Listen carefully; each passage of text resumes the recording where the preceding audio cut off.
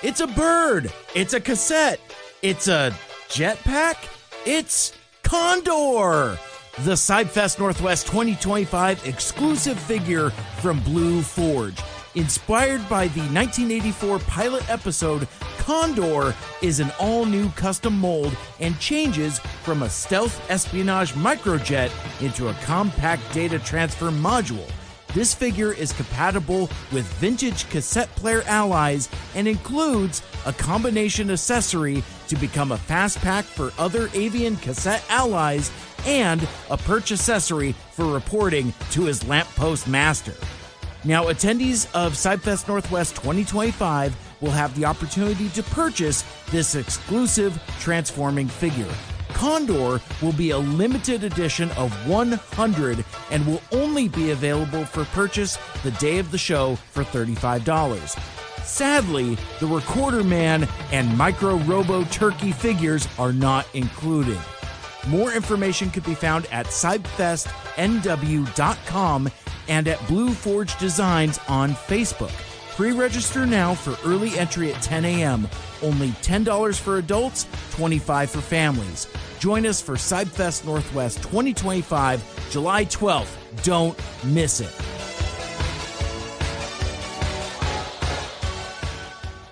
Mike Seibert Radio, we're about to start the show. We talk about stuff and things, lots of guests, in-depth interviewing. Mike Seibert Radio, it's nobody's favorite show. Movies, comics, video games, and TV. And we also can guarantee that it's not gonna be that funny. But that's okay because the show is free. So crank the volume in your headphones. The podcast at last is starting. It's time for Mike Seibert Radio. All right, well, let's just jump right in. Hey, welcome back to another thrilling live stream of the Mike Seibert Radio podcast. I am your host, and it's been entirely too long since we've hung out here on the live stream. We've been too furious with two mics lately, so it's kind of nice to kind of stretch my legs and do some other stuff. Got a fun show for you tonight. We're going to talk about basically. I think the title I chose is we're either going to catch up or we're going to cats up. Either way, we'll be talking about media and stuff that we've been talking about and consuming for the last, I don't know, year or so. But I am not unguided in this journey. I don't walk this path alone. Joining me on the live stream for the first time in a long time, certainly the first time this year, long overdue, way long overdue. Please welcome back to the Mike Seibert Radio podcast live stream, my friend, the owner-operated madman behind TFU.info, the podcast, the toy archive, all of the cool stuff. Anthony Bricali, my friend, thank you so much for taking the time to hang out with me tonight. Mike, thanks for having me, and congrats on wrapping the third season of Two Mikes Too Furious. That's a big accomplishment. You guys should be proud. Thank you very. We both me and Michael Andrews. We are very, very happy. We've accomplished something, and I gotta give kudos and shout outs to our mutual buddies Autopod Decepticast for they've been doing this for 7 years now. They did all of the 86 movie a minute at a time. They did all of season 1, all of season 2, all of G1, all 98 episodes or whatever. Now they're doing the Beast Wars, and I did 2 years, 47 episodes, and I'm gassed. It's I do not know how they keep that pace. It's I think staying regular is the hardest thing, especially I know for me, for my podcast, and I've been doing mine for just about as long, 2017. So we're going on 8 years in September. It'll be, and I'm only 155 episodes in. Because it's a lot of work, and for you guys to keep that pace and do the entire run of animated, it's a lot of work. And also good. Thanks for all the shout outs. I think I'm mentioned just about every episode, but never seen. I am like the gooch. That's awesome. I love it. I love it. Well, like I said at the top, we're basically, I mean, we're going to talk about Transformer stuff. Obviously, I mean, it's unavoidable given our mutual interest. But separately and together, in fact, actually, oftentimes in a lot of our social media DMs, we're always talking about TV shows we're watching, movies we're watching, things we're reading, commentary on fandom stuff. And almost none of it ends up being content. So we thought we would take the opportunity and just kind of have a media catch-up show. So, we'll talk about stuff we've been listening to, stuff we've been reading, stuff we've been watching. If you are streaming with us on YouTube or Twitch or Facebook, not on X, because apparently I have to give the Muskrat money to be able to now append my stream to the Twitter. So screw that noise. But anyway, if you're hanging out with us on the stream and you want to throw us comments, questions, feel free and use the chat. Restream will collate the whatever platform you're on, and we should be able to see it on screen, and we'll shout that out and comment on it as we go. But I guess starting from the top before we kind of get into media, because I got like a stack of stuff for show and tell. I've got some visual aids, but I guess to start keeping it more personal, how are you doing? It's been a long time since you and I have actually talked either virtually or certainly in person. It was Orlando 2023. Yeah, that sounds about right. Yeah. 23 actually. Now that I think about it, but anyway, you're looking great. Thank you, sir. Got that Florida bronze on. I love it. Yeah, I'm doing well. Everything's going good. Everyone is happy and healthy. The family's doing good.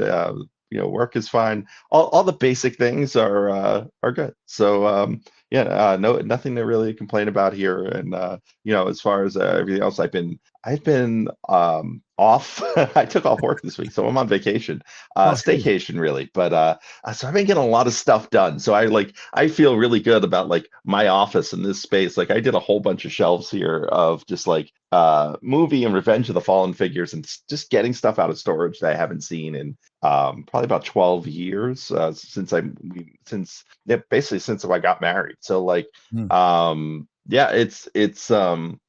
it's been really cool, kind of rediscovering old toys and just stuff that I've collected, that I've had around, and being able to finally put it back on display. Yeah, and if you want to follow Ant on Blue Sky, that's kind of where the majority of the toy hijinks happens. And I love your rubber tub photos, because it's almost kind of like a Where's Waldo type of thing, because you have a lot of sought after stuff that's just sitting in a tub with a bunch of other stuff as well. It's always kind of rewarding to be like, wait a sec, what is that? Or is that what I think it is?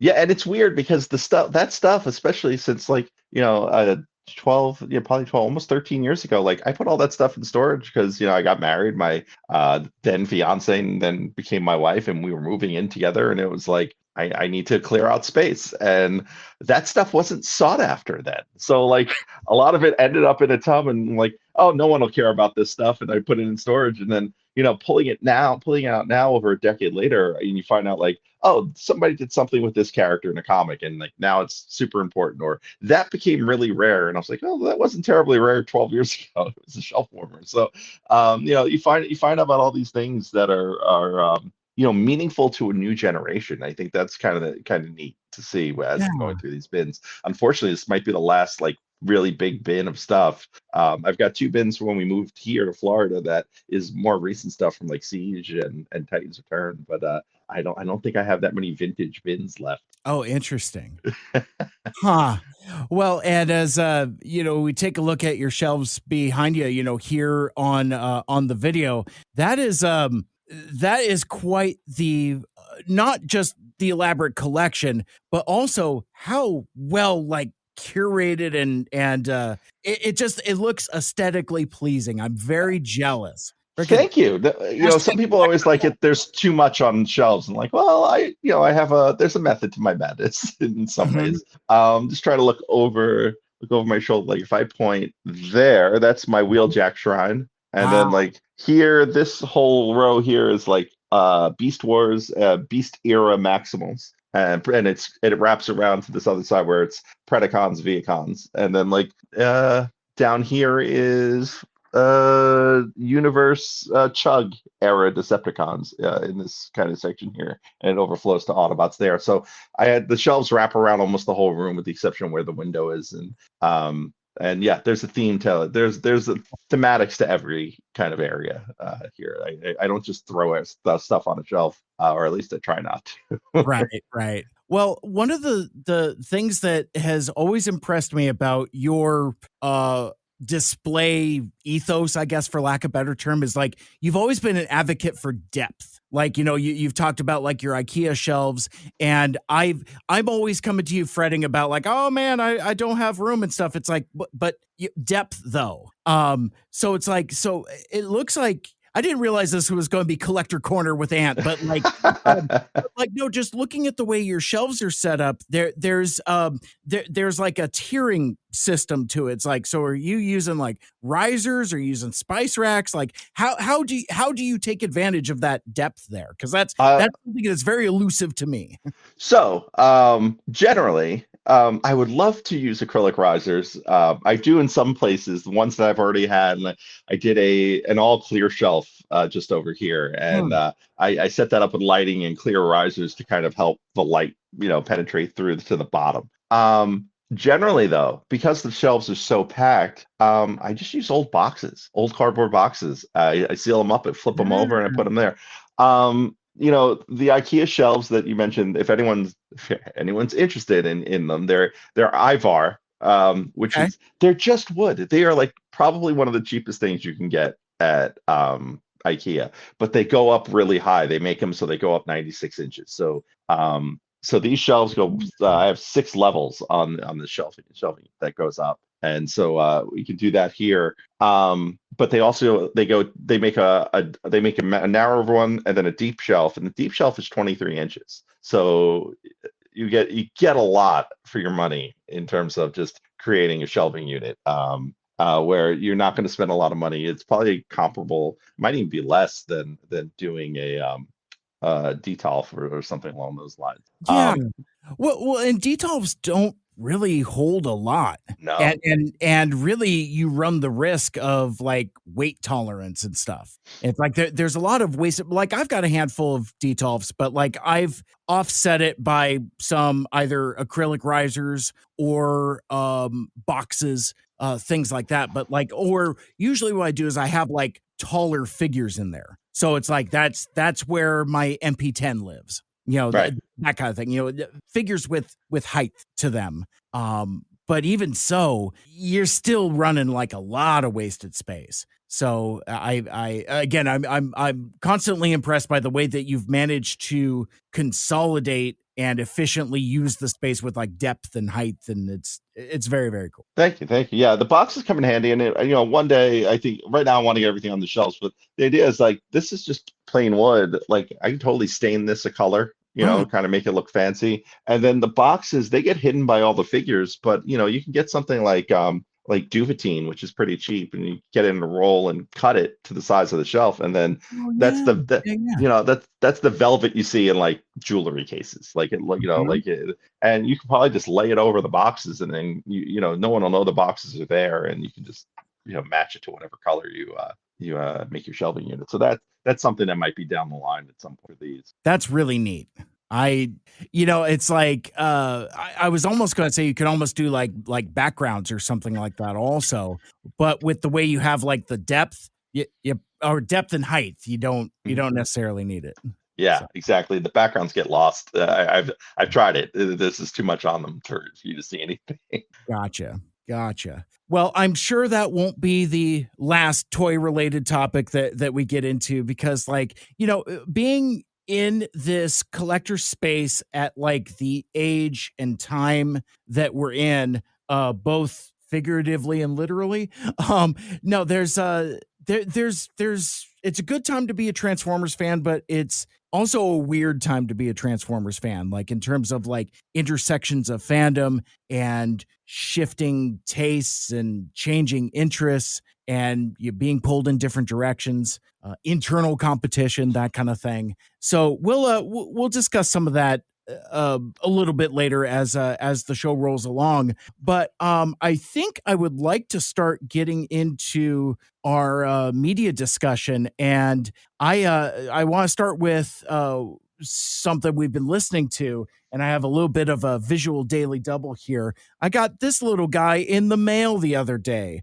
and Nice. so this is on a compact disc. A 3-disc set. This is the remastered version of Metallica's Load album, and you want to take a trip back to 1996. You want to know what 1996 looked like? We're just gonna open this guy up here, and you got Lars with the eyeliner, and I was just opening this package up. Hit me with like a wave of nostalgia. I was like, oh, I'm a sophomore in high school all over again. Because like I was super into this record when it first came out. And so there's this remastered edition, and in fact this is one of like several different packages. There's like a variety of LPs. There's like a giant binge and purge style massive box with like several discs and several LPs and all that. And I like this album well enough, but I don't like it that well enough. The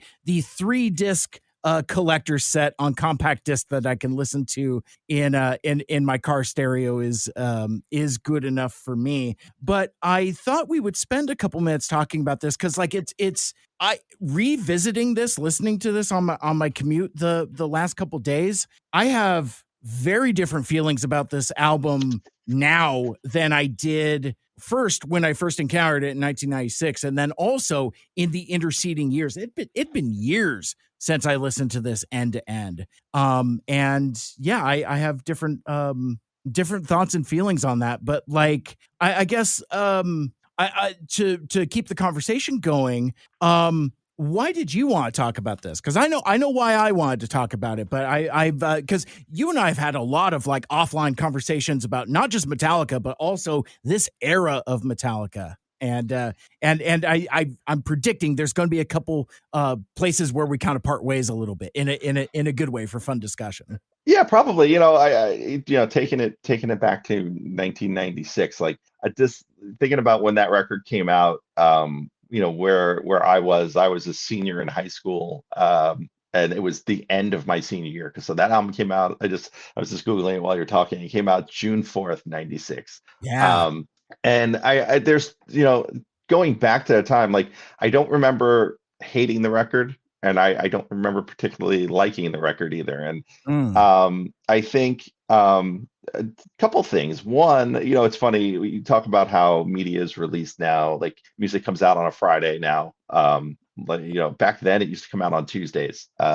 And it came out about a month behind Pantera's Great Southern Trendkill record. Yeah. And so I remember like the thing about the Pantera record was it was good, but everything about the artwork looked rushed, like they were trying to get it out before the Metallica record dropped. And then the thing with the listening to it now, 30 years after the fact, I think a couple things were just confirmed that I feel, because I revisit this record probably every 5 or 6 years and go, okay, did I miss something? Was there something there? And because it never clicked with me. And I think, oddly enough, this time around, the opening track clicks with me more than it ever has. Ain't My Bitch. Ain't My Bitch. Yeah, which I thought was silly the first time I heard it. And just because the lyrics felt clunky. Now they don't feel clunky, but what I've realized about this record and also Reload, which is, well, the one thing that kind of the theme for me that flows throughout those two records that that is why I usually have trouble having those records resonate with me, is that it feels like coming off the Black Album and the massive success, and still what a success that record is. Right? Yeah. Just certified last week double diamond, which is 20 times platinum. So 20 million copies of that record has been sold. Still one of the top selling records every year. when you come off the Black Album, and I was one of those folks that hopped on with the Black Album and then worked my way backwards.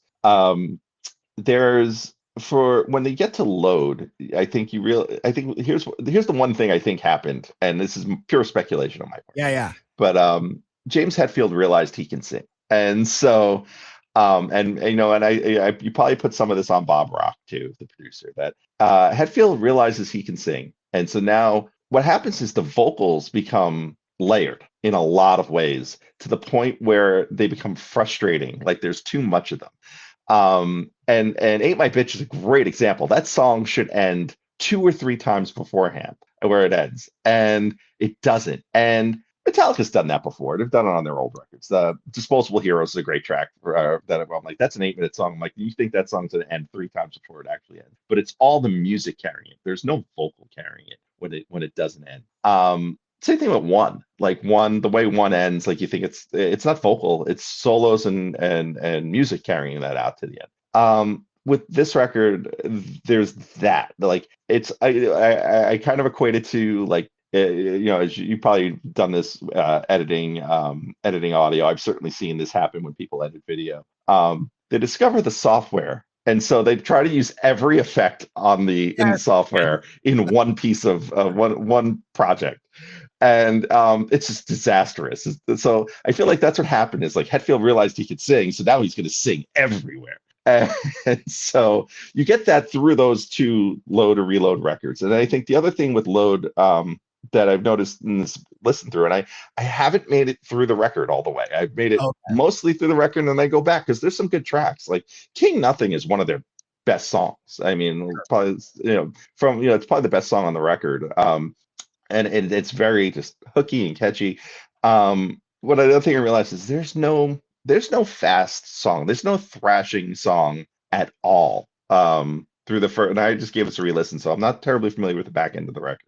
But I think Hero of the Day kind of gets into that a little bit, but like it has such a slow start. There's no song. There's no like even on the Black Album, you have Holier Than Thou and you have The Struggle Within. You have songs that they're fast. They're 3.5-minute burners. They burn through the song, and it's fast, and it's kind of got a punk rock feel to it, like in terms of like pacing and timing. And you don't have that on this record, and I think that's what pulls me out of it. There's no ebb and flow. Everything is very samey throughout the record. I think that's where it loses me. Yeah, and I think all that is certainly fair and very insightful. I always appreciate your depth of musical understanding, a fluency that I do not share. Because I'm like, oh, that sounds good, but like it's and where I think we kind of part ways a little bit is kind of in not necessarily upbringing, but maybe like in terms of like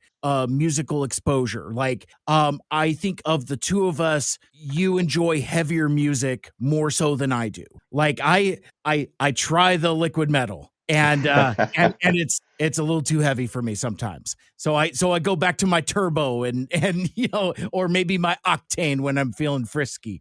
No Boneyard? You know what? Boneyard is like the one that I pass. It's like, so I think like my presets are like octane, Boneyard, there's a Hair Nation, turbo, and then liquid metal, and then all the alternative stuff. Then I got freaking lithium and I even do SMXU from time to time. Feel like I'm getting back to my college radio roots, and then I'm like, oh, this is way too indie for my taste. I've outgrown indie music at a time where I had already outgrown indie music back when I was playing it on an actual college radio station. But like, so for me, I'm a suburban Seattle kid. So I was a teenager, late tween, early teen, when like grunge and alternative is really kind of rising to the forefront. So around the time that Load comes around, I'm into more alternative / punk type of stuff. Like I've already discovered Bad Religion at this point. I've already been into The Offspring at this point for a couple years, that kind of thing. So this, in a weird way, kind of matches my sensibilities of the time, because like I'm not saying that this is a punk record, and it is in no way, but it does have a post grunge feel to it that appealed to me then. Like I listening to it again, it was a bomb of nostalgia. Made me feel like I was 16 years old again. It's amazing how media, and especially music, I think more than other media, has that transportative texture that it can just it's, I mean, even like as I was going through like the book that comes with it, and looking at like the Weezer picture of the era. In fact, I think this is actually the same book as the original release. I mean, aside from like the last 2 pages where it talks about the expanded edition or whatever, I think it's pretty much the same book. But like revisiting this, I've had a misconception for I think the last couple years of our discussion, and I know Paul's in the chat here as well, and I'll put some of these chats up in a few.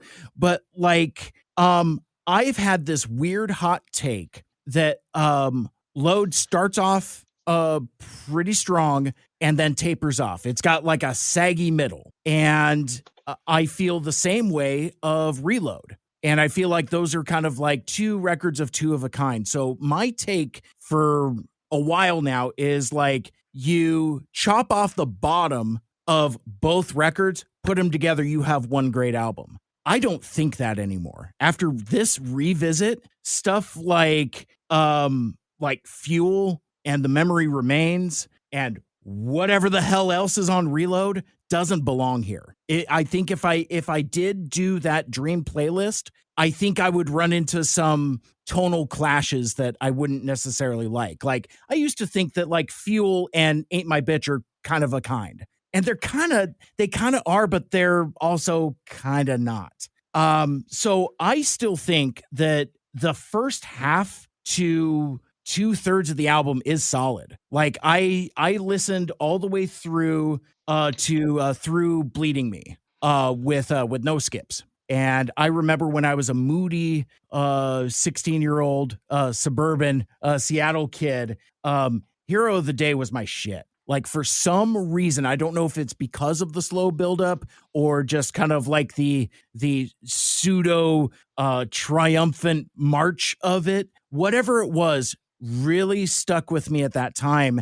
And listening to it now, because again, I haven't listened to this in years, but probably the last time I listened to this was when I did that podcast with Greg for Unfunny Nerd Tangent, 6-7 years ago. And I can't even listen to that now because I had some really weird takes. My relationship with Metallica is complicated.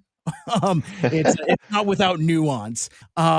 Because like it's a band that's always been with me, but like, and I would consider them to be amongst my favorites and probably on my Mount Rushmore, but like there's whole swaths of stuff that I just skip over. And a lot of it is like the back half of this record. Like once you go from Bleeding Me to Cure, I really start losing interest. The more blues infused bluegrass type of stuff isn't really my cup of tea. And I think that's where our interests start to realign a little bit because I guess for my flavor of music, I need something that's melodic. Whether it's fast, whether it's slow, it needs to have kind of like, take me on a ride a little bit. And more than anything, and this is kind of why I gravitated to Metallica's music when I was younger. Like I talked about on that show a million years ago, I had an older cousin who put the Black Album in my hand. And there was no going back. I started, it took me a while to get there. Like I famously, again, this is like one of the hottest takes that I think people will chisel on my tombstone. I bought Ride the Lightning and Master of Puppets on the same day. So I experienced those in the same time. Not the way you should experience those records at all. And because of that, I've always had a favoring towards Ride the Lightning. In fact, actually, gun to my head, that's probably still my favorite album. Like it just, even with, it's more polished than Kill 'Em All, but it's not as overproduced as the later stuff. It's like right in that sweet spot for my ear. Now, when I say that, true fans would be like, no, friend, you're thinking of Master of Puppets. And I'm like, Yes, but I experienced Ride the Lightning first. So it's like, I mean, and I like Master of Puppets. I mean, obviously it's a masterpiece, but like there is something about my uniquely singular experience of experiencing those two albums in tandem that like inevitably I'm going to choose. It's like, do I listen to this or do I listen to that? Anyway, I choose Ride the Lightning. But anyway, even in their more raw stuff, there's always an inherent melody to it. And because of James Hetfield's vocals, where I gravitate to it is that I can understand what he's saying, I can follow along, and most importantly, I can sing along. And that's what Metallica has been to me. Like, you know, I think I've talked at like Baby's First Metal or something like that. Like, you know, Slayer's a little too heavy for me. Metallica's just right, that kind of thing. I'm very much a mainstream suburban Seattle kid with those kinds of sensibilities. Like I remember when when Evil Empire from Rage Against the Machine dropped, we all went on lunch across the street to the mall. Half of us went to Music Land, the other half of us went to Camelot to pick up the CD. Like it was just a very Pacific Northwest Seattle area suburban kid experience at that time. But what I found revisiting Load is that there is a level of angst that I enjoy, and that kind of resonated with me a little harder this time now that I'm in my mid to late 40s than I did when I was in my mid teens. You know, stuff like Bleeding Me, you know, that kind of hit a little harder. But then like some of the other stuff, you know, it's like I'm gonna need my reading glasses to read this teeny tiny type. I have the track listing up on my screen and I don't. But like you know, Poor Twisted Me, I don't like that song. Cure, I don't like that song. Mama Said, I don't like that song. Thorn Within, I especially don't like. Ronnie was shockingly fun. Like I'm just like, yeah, I'm like, okay, well, this is just sludgy. You know, it's kind of a slog. But I was surprised, like when it gets to the chorus with Ronnie, shockingly fun. And the last track, and this is kind of like the thing with this release, is it has the expanded version of The Outlaw Torn. And storage issues of the day, I guess they found some new type of compression technology or something like that.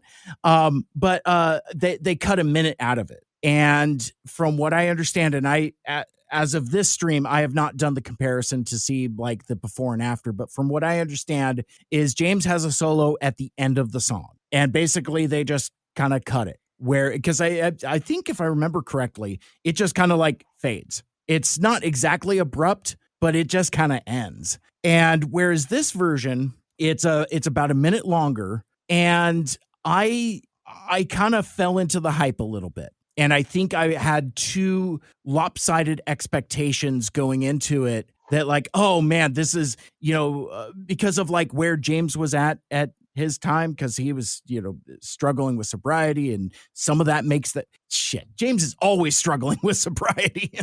Let's make a whiskey company. Great idea. Recovering alcoholic. Okay.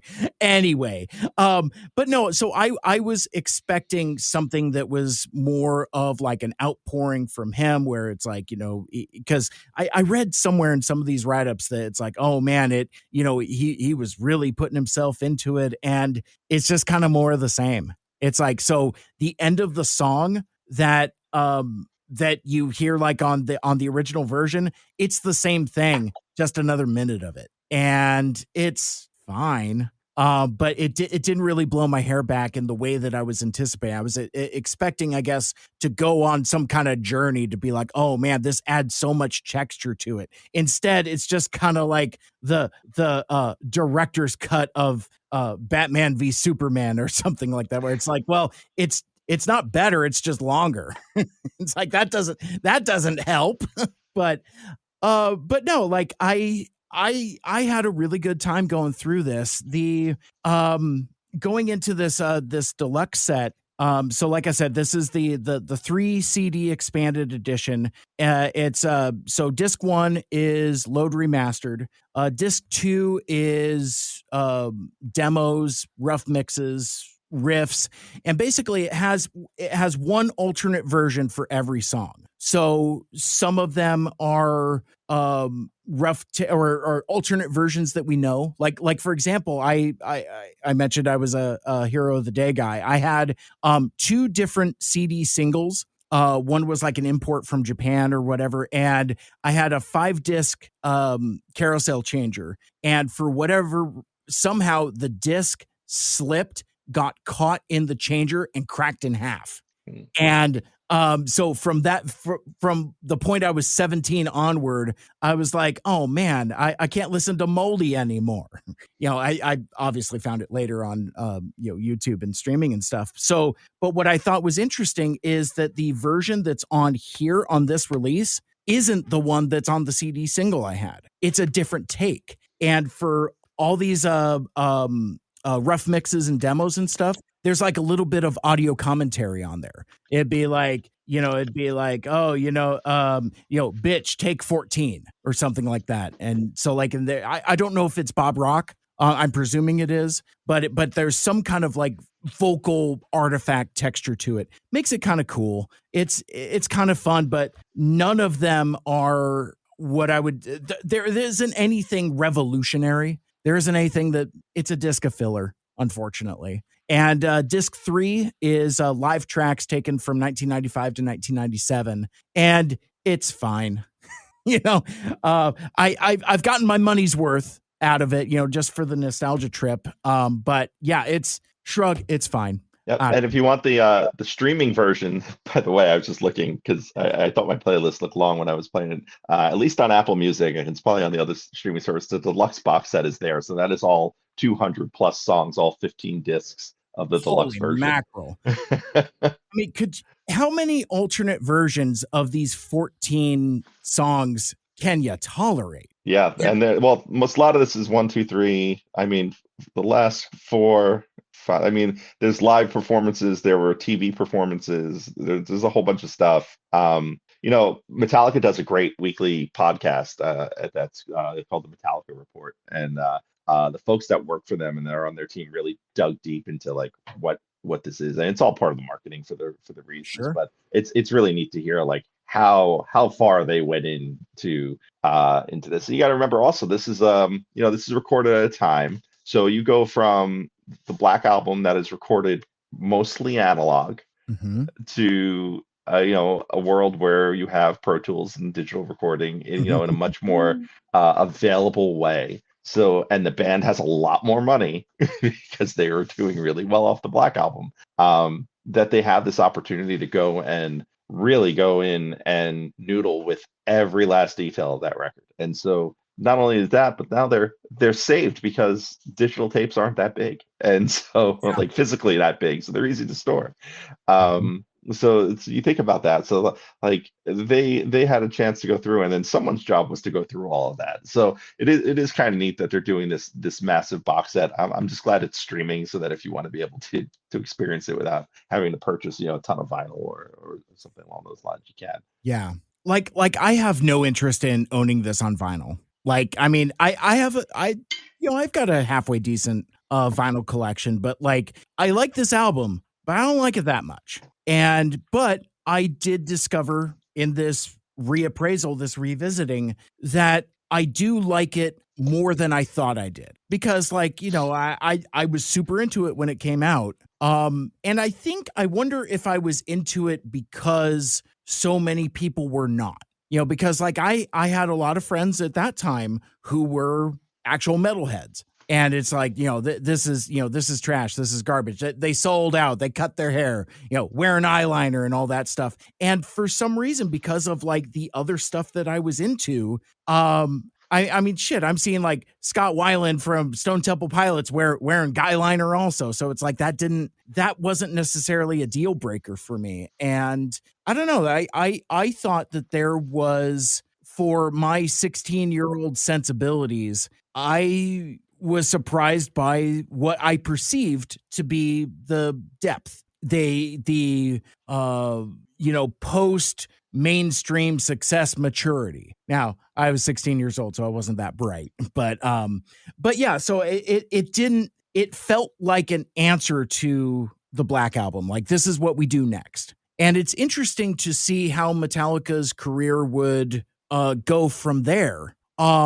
Because, like, you and I have had conversations about Hardwired, and that's for some a return to form. For me, it's too heavy. It's too thrashy. It's too hard, for lack of a better term, and because it lacks some of that melodic texture that I need. And you've constantly advocated for Spit Out the Bone. And God, I wish I liked that song as much as you do, because like I keep going back to it. I'm like, I'm gonna like it this time, and I'm always just kind of like, it's fine, but I can't like sing along to it. It's not. I don't know. It just doesn't do it for me. But like, conversely though, I love 72 Seasons. Like I like the faster, shorter songs, the more punk influence, a more punk attitude that I kind of like. I mean, like I've talked with our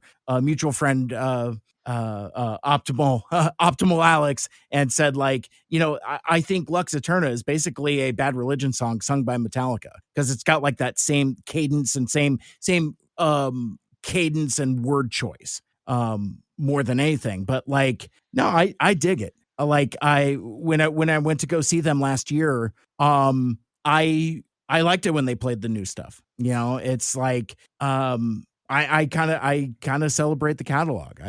But I think though, for me, I still think the best return to form for them was Death Magnetic. Because like I think it's one of the common things that we see with like through this era, from like Load forward. Every album I would say has 4 songs too many on it. And that's like a weird common thing until you get to Death Magnetic. And it's I don't know. I just I liked that it was shorter, more concise. And with that same mainstream appeal that I like. Like I'm a mainstream guy. So anyway, those are some of my weird random thoughts about the oeuvre of of Metallica. It's like I could be a Metallica fan and not be a true metalhead, I guess, as I guess where I'm trying to go with. That's when you start getting into the notion of like true fan, which I always think is a lot of BS. Like, and I think, some of that, you go back, and I think that's a maturity thing too. So like, you go back to 96, and as someone who's a metalhead, as someone who was, so as you say, you were a suburban kid in Seattle, which is like the epicenter of the grunge scene, right? Mhm. On the East Coast in New York, being a city kid, going to hardcore punk and metal shows around New York at like places like the Wetlands and CBGB's and Irving Plaza and Roseland, and like these famous clubs, and seeing all these underground bands and metal bands and punk bands and hardcore punk bands, and like Metallica was kind of like you said, it's kind of it's the gateway drug for metalheads in a lot of ways. And so for those folks who felt like, there were folks, I guess, older than me, who felt the Black Album was a betrayal.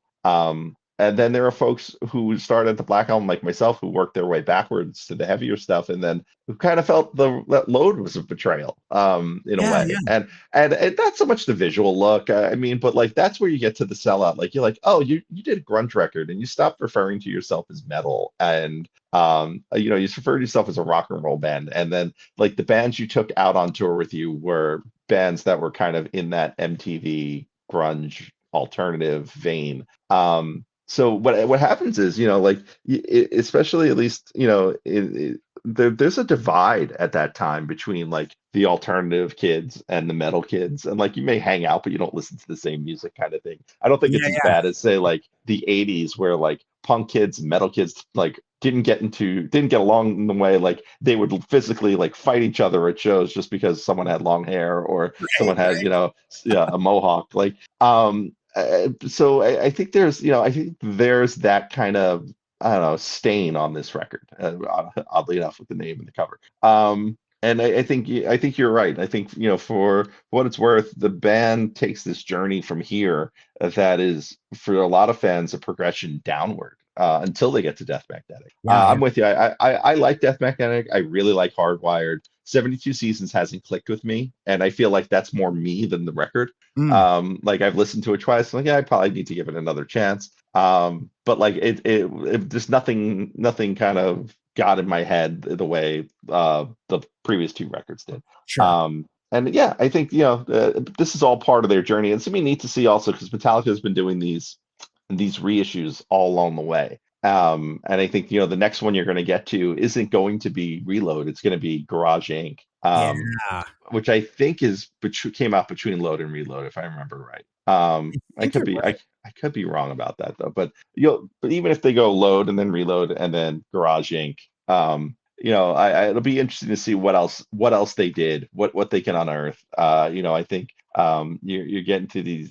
Metallica's done just as a business, they've done a really good job in terms of servicing their fans with reissues, it's something to be said for that as well. Absolutely. So let me see. I got the discography here. You got a Kill 'Em All, Ride the Lightning, Master of Puppets, and Justice for All, Metallica, Load, Reload, Saint Anger. Come on. Well, where's my Garage Days? Come on, man. Oh, cover albums. Garage Inc., November 24th, 1998. When does Reload come out? November 18th, 1997. That's a year later. Yeah. Wow. Okay.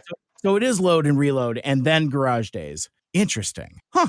Oh, yeah. So Paul in the chat. Also, you got came out in 1998, S&M in 1999. I got carded to buy that album. I'm like, are you serious? Crazy. But yeah, let's see what else oh man, Paul has been lighting up the chat here. Let's see. Well, let's go to the chat here. Transformers Dad, I love that album. Me too. Paul, Ain't My Bitch is such an almost winner, but it's the title line that sucks. Soft disagree, but I think Ant agrees. I agree. Well, and that's grown on me. But it's the end of the song. Like just end the damn song. Like there's a couple of times.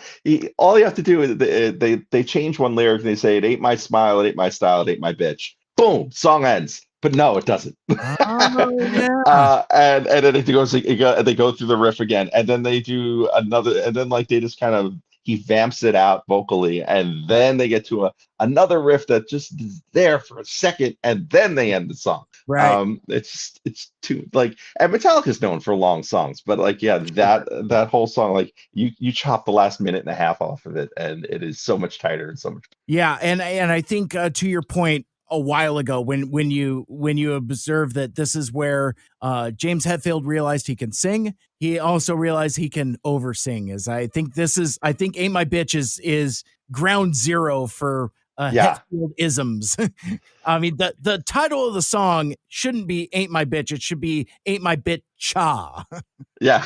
And kind of to put that in maybe a way everyone can understand. It's like when you discover the fonts in Word or in whatever, and it's like just stop playing with wingdings, James. Just stop. Yes. Oh my gosh, more from Paul here. 2x4 is the best. I kind of agree. That's fun. It's funner than I remember. It's a swinging track. Yeah, same thing going through it this time around, and I'm not the biggest. I wasn't the biggest fan of Lars's drumming overall, but he actually plays the hell out of that song. Yeah, it's pretty neat. Ronnie is also an underrated gem. I kind of agree. It was funner than I remember. Wasting My Hate, 3 exclamation points. That was a fun one. Let's see, Paul again. Why am I not on this call with my important opinions on Load?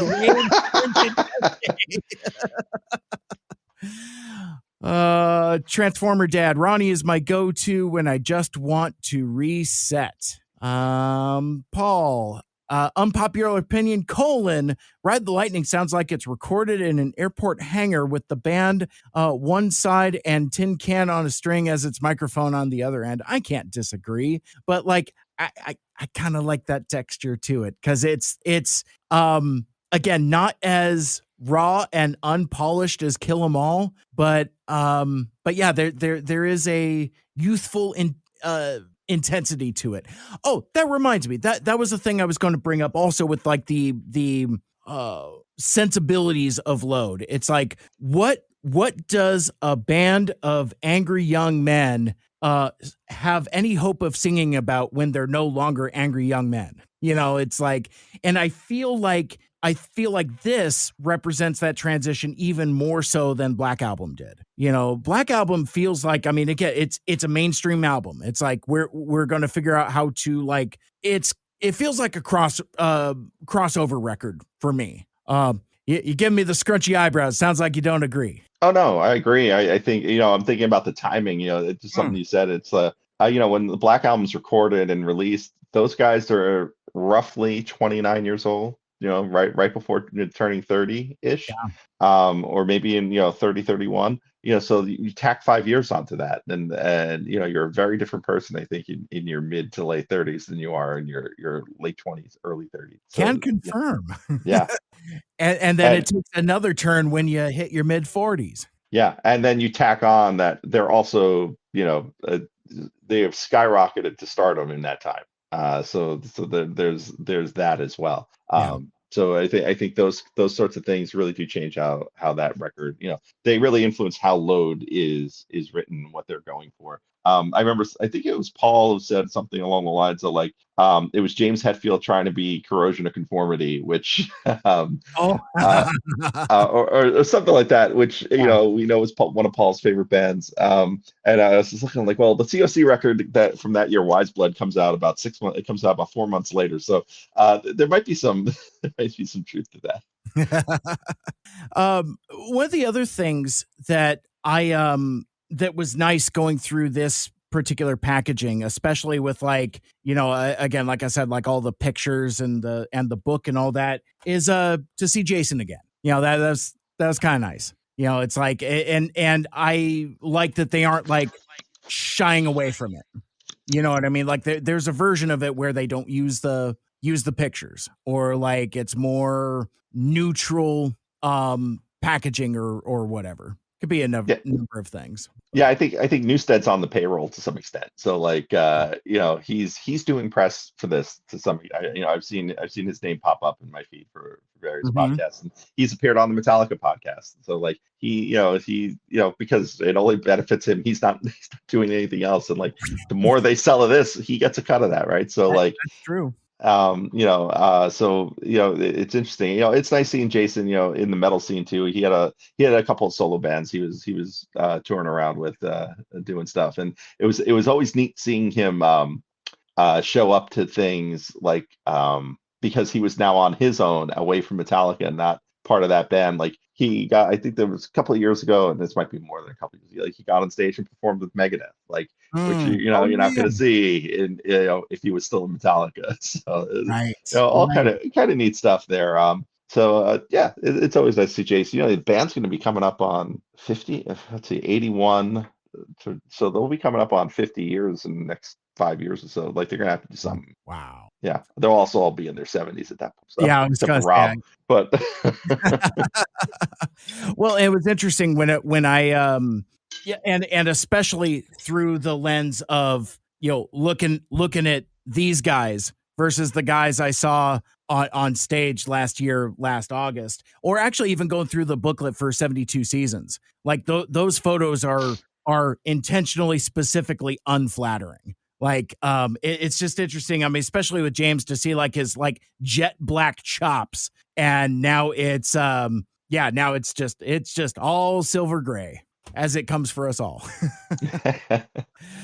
In the chat, Transformers Dad, my friends gave me a hard time over Load, but almost gave a pass for Reload, which is weird. That is weird. Halius56 in the chat, I'm watching on YouTube. Is Death Magnetic the only album that is heavier than the previous? Oh, good question. I mean, Saint Anger is the previous. So I think up and through Justice. I mean, Ride of the Lightning's heavier than Kill 'Em All. Master of Puppets heavier than Lightning, and then Justice for All is probably the heaviest one they've ever done. So, but since that, I can see that.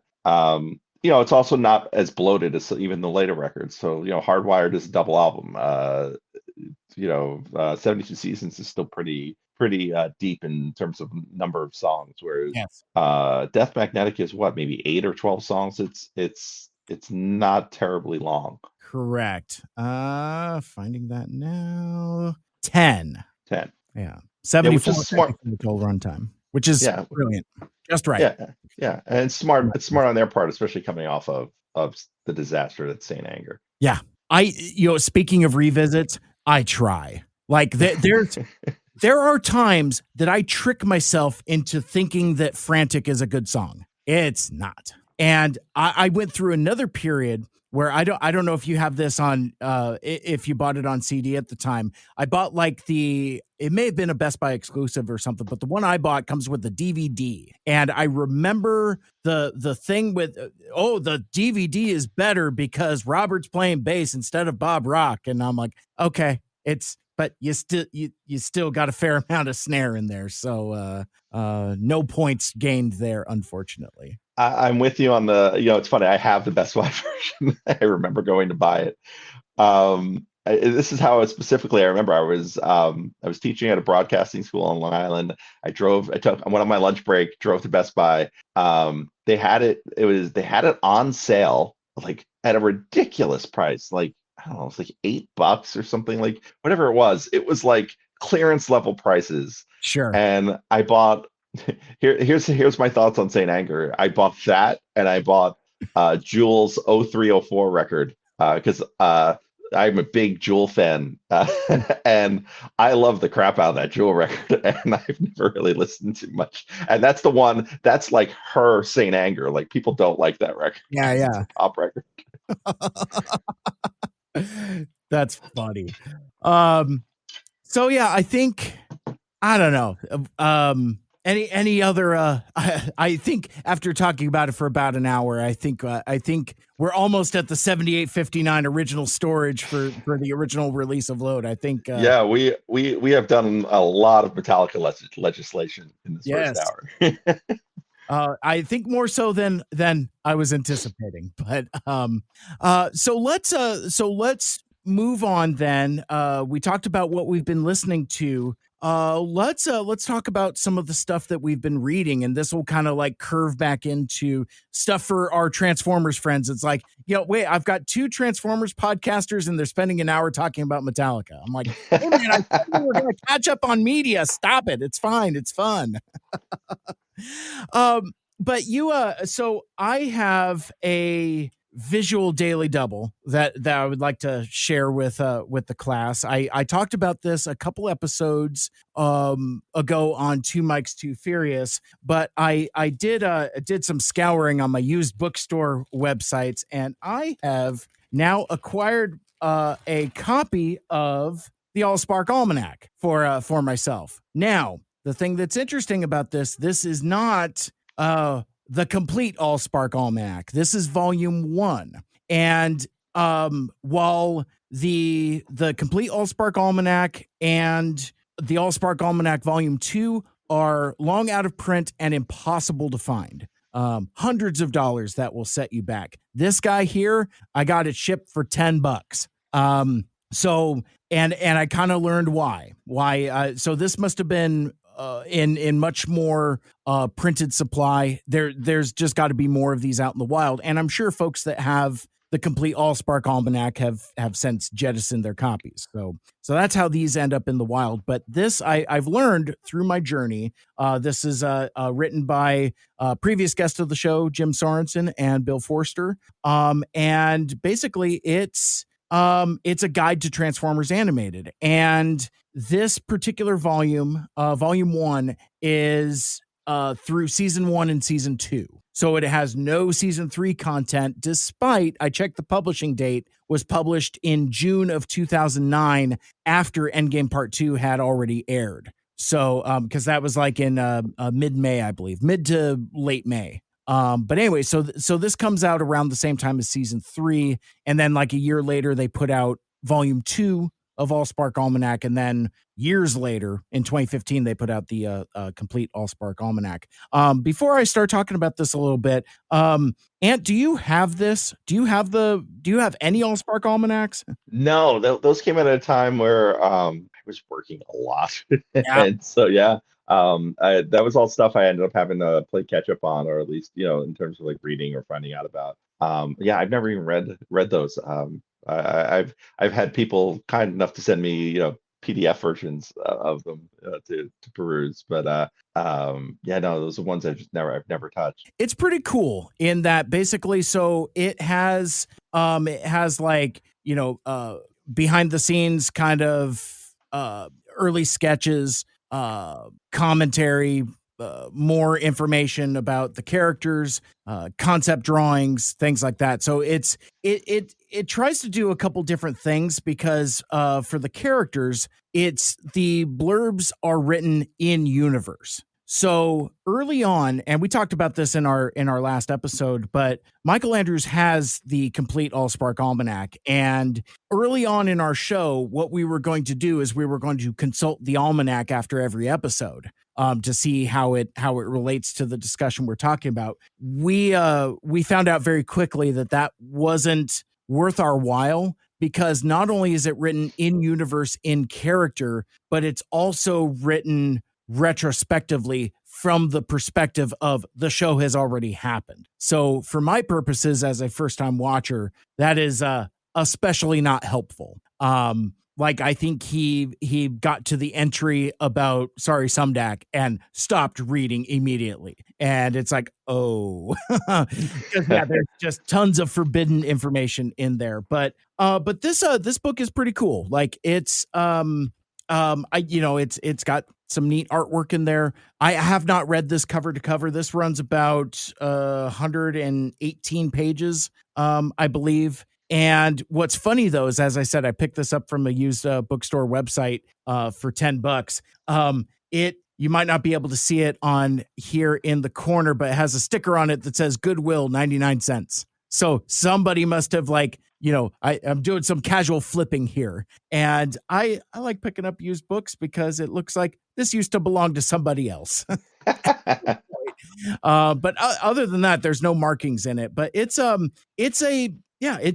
neat little guidebook. What I hope to chat with Jim at some point and say like, hey man, what is the deal with why is it so sought after, the complete version? It's like, is the print run like so low? Is demand so high? I mean, obviously now today, IDW doesn't have the license anymore, but still, I don't understand why there's a million of these floating around and not enough of both volume 2 and the complete floating around out there.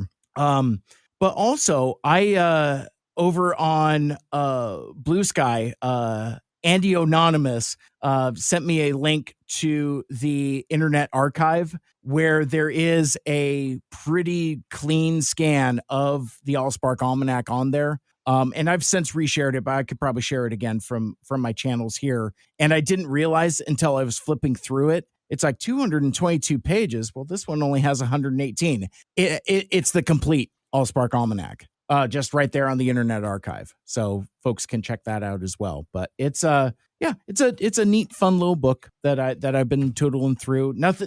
I haven't really found anything of significant insight where I'm like, oh God, this blows my mind, because it's a lot of stuff that I've come to learn about the production that it was going to be Transformers Hero first, and then eventually came to what we know as animated. But yeah, still it's a fun little read. So maybe I'll churn through it over the summer, and maybe I'll find something in here that's more noteworthy to talk about. Like I thought I wanted to do like an episode on it, and Michael Andrews was like, there ain't that much there to really get into. So. But anyway, like part 2 is supposed to have more to it in terms of things they had planned to do, characters that you see in the background. I think that's also why part 2 is more sought after, because it has more information that isn't just something you could probably glean from the episode. It's funny you're talking about Jim and Derek and those folks, and every time people talk about the Allspark Almanac, I'm brought back to. And my memory is kind of fuzzy on this, but there was a BotCon I went to one year, and Derek J. Wyatt was there as a guest, and Jim was there. And I remember it was one evening, it might have been Sunday night after the convention ended. We were all hanging out in the lobby, and Derek and Jim and Trent Troop and Greg Sepelak, who did the BotCon tech stories that were on the fan club website, were basically just like holding court, telling us like all the inside stuff, all the background stuff that's probably in the Allspark Almanac, and then stuff for Shattered Glass that they had all planned out. I don't remember a lot of the specifics. I know there was a whole GI Joe portion of Shattered Glass planned out, but that's like the one thing I remember. But like it was like 2 or 3 hours of just sitting around the lobby listening to these four guys talk about like what was going on, like what they had behind the scenes with at that time, I guess, Fun Publications, and then also with going on with Animated. That's incredible. Like, I mean, you hear so many convention stories. It's like, oh man, to be a fly on the wall, that kind of thing. And that's why going to conventions is fun. You never know who you're going to run into. And, next thing you know, you're splitting a pizza with Jim Sorensen and Aaron Archer in a bar in Chicago. Just hanging out, shooting the breeze. I remember, it's funny. I met Jim Sorensen at my first BotCon. We hung out in the lobby, I think, like the first night I was there, because I remember the hat. Like he always wears this black hat, and like me, it was 1999, so I'm like 20 years old, hanging out in St. Paul, and we're hanging out in the lobby and just goofing around, like putting Action Masters in dirty poses, and like that's what I remember from my first time hanging out with Jim Sorensen. That's amazing. I love it.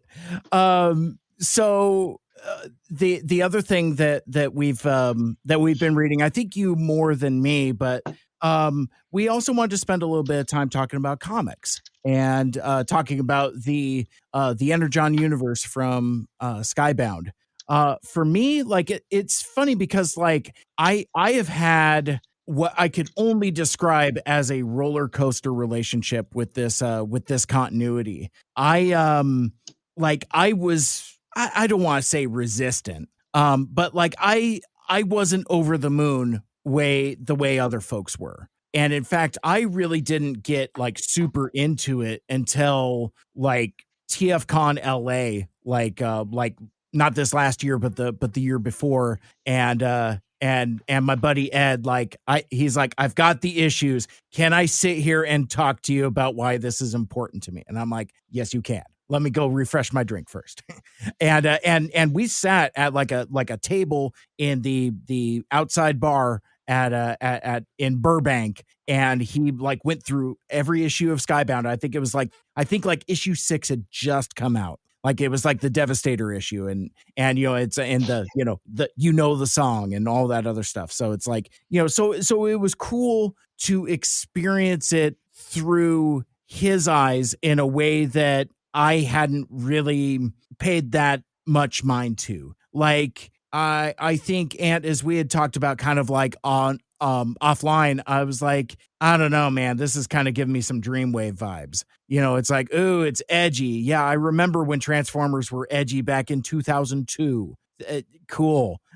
And so I was really kind of sour on it, but like, so I hit kind of a bump coming out of LA, went back and picked up the issues, even like dipped into some of the other stuff. Like I got like Cobra Commander and I think I dipped into Void Rivals for a minute, but like none of it has stuck. Like, I, even being a GI Joe guy, I'm not like super into the GI Joe arm of it, which puzzles people.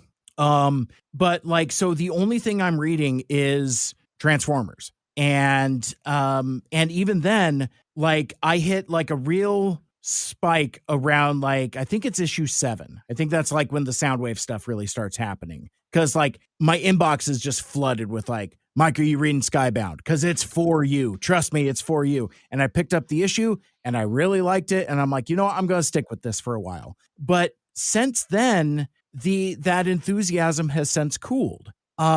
It's like, and now I'm kind of back to where I was originally, where I'm just like, I'm really kind of tepid on it. It's not specifically because it's bad. I think another arm of conversation we can have is like crossover appeal and mainstream success, but I don't want to bog us down right now, right away. But like, I like it, but I don't love it. And that's kind of where I'm at with like kind of the whole Energon universe as a whole. And I suspect that some of it is a me thing. Like maybe it's just not my taste. Maybe it's just not my sensibilities. Maybe I've outgrown this. Cause like the other thing is I don't read a whole lot of comics. Like because of like my work schedule and other things I've got going on. I don't have that slice of time for reading comics that I used to.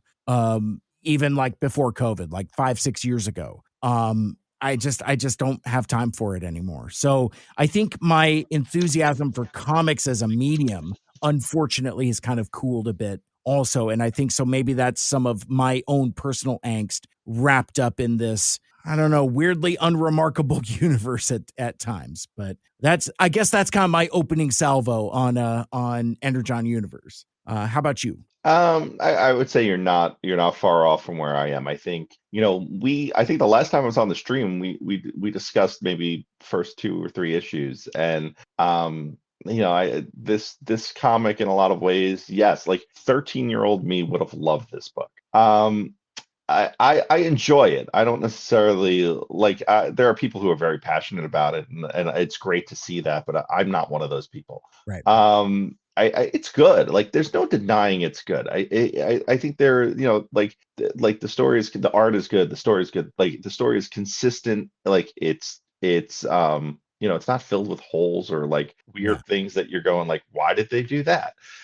Which Dreamwave had in abundance, right? But what I think my issue with Transformers, not necessarily not with the Energon universe, but specifically with the Transformers book, is that it's joyless. It is dark for the sake of dark. It is violent for the sake of violence. And I just don't know if Transformers is the right IP for that sort of story for a prolonged period of time.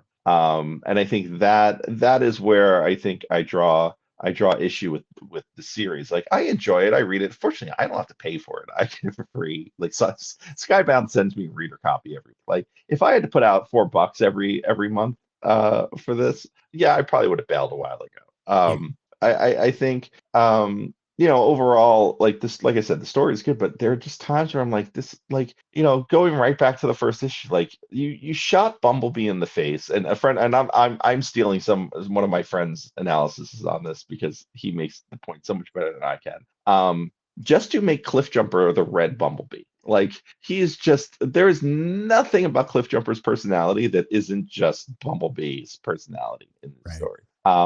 And so it just, yeah, like I think that's my hang up on Transformers. Now, I read the G.I. Joe miniseries. They were varyingly good in depending on which one you read. Like talking about violence for the sake of violence. The Cobra Commander one is super violent, but it felt like appropriate for that character in a lot of ways. Like you have to believe that Cobra Commander is more than what you get in the cartoon in order for him to be the leader of this giant organization. Sure. I haven't read the ongoing, oddly enough. Like I've been stockpiling issues on my phone to read, and I will get to them. But the one that's jumped out as a surprise to me is Void Rivals, of how good that one has become. And Mike, as a fan of Transformers the movie, I think you might want to take another look at that one, because it is basically, if Transformers, Skybound Transformers comic is, and one of my complaints and one of a lot of people's complaints is like, this is 84 to 85 characters and that's it, or maybe some 86. And I think what you get from Void Rivals is season 3 of the cartoon. Because it is a space journey. Like the first couple issues, like feeling like the Transformer tie-in was terribly forced, especially with Jetfire just pooching his way in and out of the story. I feel like the story has gotten, like, they've gotten this neat lore around this, the black hole around the planet, and then the two races basically having this Cold War with one another, and there's now an existential threat, which is pretty neat. And there's some really good, like, there's really some really good deep cuts. I wouldn't even say deep cuts, but there are cuts into certain episodes of season 3 and things they've brought in, and that I would say it is probably the most enjoyable of the books. And it Yeah. has its moments of humor. It has its moments of like there's an emotional tie there. There are issues where you're like, all right, they're writing for the trade. Nothing happened. A lot of people talking, but and there's some plot threads. I'm like, there are things that are being going to be revealed. I'm like, they totally telegraphed this, months ago. Can we just reveal that so and so is related to so and so? Like Right. there are things like you're like, all right, come on, just get on with it. But it has Springer, it has Hot Rod, and I'm not really spoiling anything there on the covers there. Yep. Um, it delves into Skuxoid and his origins, and has really made him a really interesting character in a lot of ways, that I want to kind of follow up more on him. So yeah, I would say Void Rivals is the one that stands out. Other thing about Transformers, Daniel Warren Johnson's Transformers, that to go with that joylessness, it feels like Transformers as the DC cinematic. Like that's Yeah. why it's like dark for the sake of dark, and it's more coherent than the DC cinematic universe, but it is still kind of just entrenched in this kind of what's the most violent thing we can do, and build a story around. And I think that's where I disconnected with it. I did want to know what your thoughts as far as like them trashing Seattle. Like, Yeah. uh, R.I.P. Tacoma. It's like, yeah, I mean, at least they're like actual places. Because that's, I mean, not necessarily like a deep cut, but still, it's yeah. And ironically enough, nobody sent me that. Everybody was just sending me like Soundwave stuff. oh, I mentioned it to you. I'm like, it's not out yet, and you haven't read it. Oh, right. Oh, that's funny. That's because like it's because like you'll give me vague teases sometimes, and then like enough time will pass, and I'll just be like, I wonder what he was talking about there. Maybe I should ask. Maybe it'll come up organically, but also maybe not. Like I remember when Shredhead debuted. And I think you were trying to tell me about that without telling me about that. And then it came and went, and I'm like, oh, I think that was the thing he was trying to tell me about. I Yeah. actually like the idea of Shredhead. I think that's one of the, like, there are concepts in the Daniel Warren Johnson book that I'm like, that's kind of cool. Like we should explore that more. Like I don't need somebody, like I don't need Optimus ripping his arm off and beating someone to death with it. Like Yeah. that it's neat in concept. It's neat when you're like, hey, like I feel like there are times where it feels like the writing is like what can we get away with? What ridiculous thing can we do that and make it believable? And yeah, and that's when you're a teenager, when you're in your 20s, like that's the kind of thing you want to do, creatively, I think. And yeah, but yeah, for me at my age, like that's not something I necessarily want out of it. Yeah, well, and I feel sometimes, and maybe this is the social media effect, because I wonder what other iterations of Transformers comics would have been like if we had Twitter in 2002 with Dreamwave. Yeah, Or it's a good point. Like people talk about writing for the trade, but you also want to make sure you're writing for the screen grab, or for the meme. yes. So that's a really good point. Yeah, and I was going to expand on that and say, like, you're absolutely right. I feel like some of these moments are made for the memes. Like, how many times have you seen Optimus step on that poor deer? How Right. many times have you seen, Optimus brandishing the Megatron arm? How would you feel about going on the offensive? And, that stuff is like, I mean, and I remember when I saw that, I was like, that's cool. And then like the meme blew up. And it is, I don't know if I'm skirting hypocrisy or not, because like I also think it's cool seeing what other corners of fandom that inspires, like fan art, or now people are like, swapping Megatron arms with like, oh, the Earthrise Megatron is compatible with the Earthrise Optimus, or things like that. It's like, there's like a fourth party knockoff of Commander Class Optimus, the Studio Series 86 one that comes with a Megatron arm. It's like, so I like that it's being taken by the fandom, but by the other by the same token, though, I feel like some of these moments are just being like you're saying, screw writing for the trades. We're writing for the memes. And there is a weird insincerity to that I don't know if that sits quite right with me. Maybe I'm just old. Yeah, it could be a little both, I think, in a lot of ways. It's I'm trying to think back, like the issues that really resonated with me were like the Starscream origin. I Yeah. think that was a fantastic story. Sometimes when they try to do heart, they do it very well. But then on the other hand, I don't know if you read the Free Comic Book Day special, but like I hated there was a jazz story in there that was meant to be fun, and it just came off to me as flat. It came off to me as it felt like it was a softball. Like, yeah, Jazz loves music, and he's been searching out for this type of music, and oh, Jazz finds jazz. It wasn't just a clever name, uh, and I have not uh, read that one, but I'm just like, eh.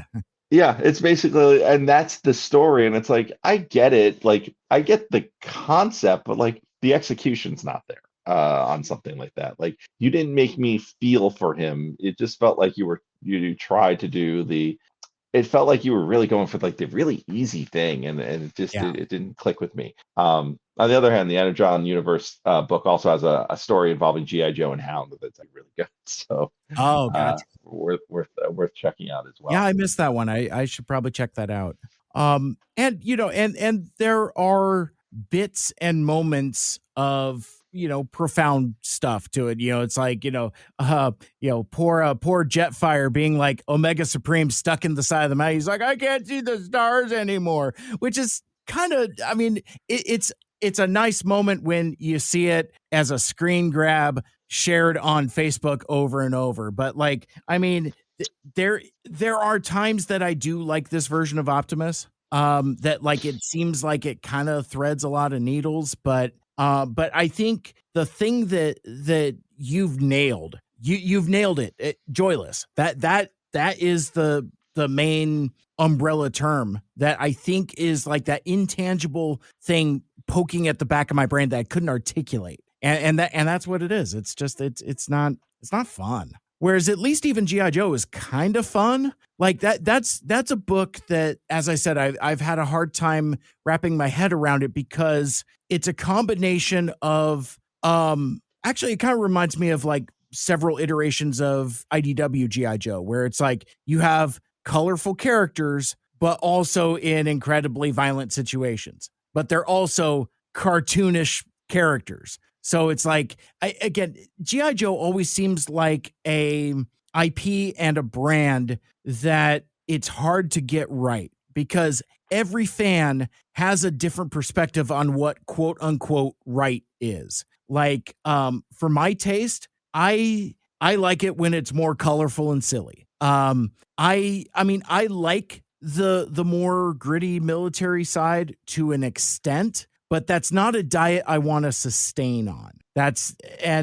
I kind of go back to maybe less the Sunbow cartoons and maybe to an extent the Larry Hama comics because like it was a little over our heads, but like he's doing satire also in a way that I'm sure the toy buying audience didn't quite understand, but you go back to it now and it's like, oh, there's a depth here that I didn't appreciate. But while still being inherently silly, like I think when you try to serious up G.I. Joe too much, you kind of lose the thread. So like I can mess with something like a G.I. Joe Renegades, where it's like, it's basically the A-team with G.I. Joe, whereas something like Resolute kind of loses me a little bit. It's like, oh no, they killed Bazooka. Spoilers for G.I. Joe Resolute, but like man, we're making this real and it like really counts. I'm just like, I don't know. I mean, give me a G.I. Joe the movie with like with those pod people and all that squishy biomechanical stuff that I hated when I was a kid. Like I just wasn't into it. And it's still squishy and gross, but like now that some of like the weird Cobra Law stuff has made it into classified series, for some reason I'm a little more receptive to it than I did when I was younger, because like I can appreciate it for how silly it is, and that like it's a way to just kind of like, I don't know, cut it a little bit. It's like putting a couple extra ice cubes in there just to water it down a little bit and make it a little more palatable. You know, if you like the if you're starting to have the Cobra Law stuff grow on you, another reason to check out the Board Rival stuff, because some of that trend crosses over into the story there. Nice. You know, it's funny. I'm of two minds when it comes to Joe, because issue 109 of the Larry Hama book is one of my favorite comics of all time, and that is like the most violent GI Joe book. You know, pretty much. You know, they kill off, I think 9 or 11 or 12 Joes. Like, Something like that. And I think for me, and I always, you know, for me, I think that came out when I was probably 12 or 13 years old, so I'm the right age for it. So the pleasant memory around it is wow, Joe never did this when I was watching the cartoon. But as I get older, I still am of the mind that GI Joe works best when it is, you know, the village people with guns. Like, it is just Yeah. you know, that for me just works. They're a superhero team when you get down to it. They're not, you know, they're not anything else, but everyone has their specialty, and that, you know, and they're fighting, you know, this ridiculous, venom. It's Hydra. It's, you know, like, you get down to it, they're the Avengers, and Cobra is Hydra. Like, and you know, it's just kind of almost a riff on that, and I'm fine with that as far as it being a king. And you know, it's funny, I recommended to the APC, to the Autopod Decepticast guys, when I was on their show last month, that they should do Once Upon a Joe for one of their Joe episodes, because the whole thing begins with GI Joe crashing a plane into an orphanage. And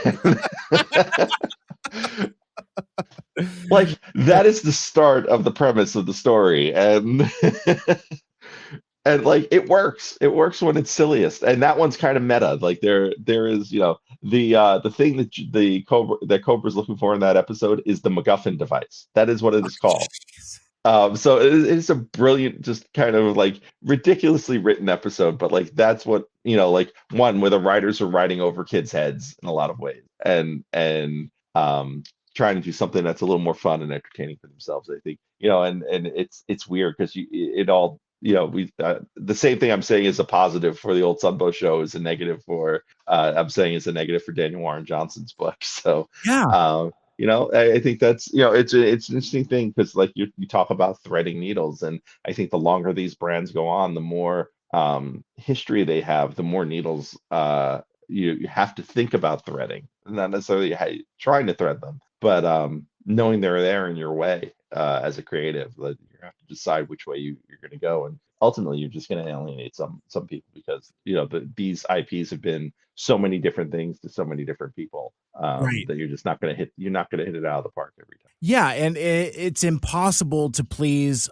all the people all the time, so you have to settle for pleasing some of the people some of the time, and hope that it's enough. Because like, I mean, that's kind of like my journey with Transformers Animated. It's like, who is this for? Because like, it's wild, the swings that it takes. And I found it incredibly satisfying. But like, I still think of how it hit me in 2009, and I wanted no part of it, no chance. You know, it's just like, and even then, and you know, not to relitigate what I've talked about on the other podcast, but like, I'm glad that I'm experiencing it now with the sensibilities I have now, because I think even then it would have confounded me.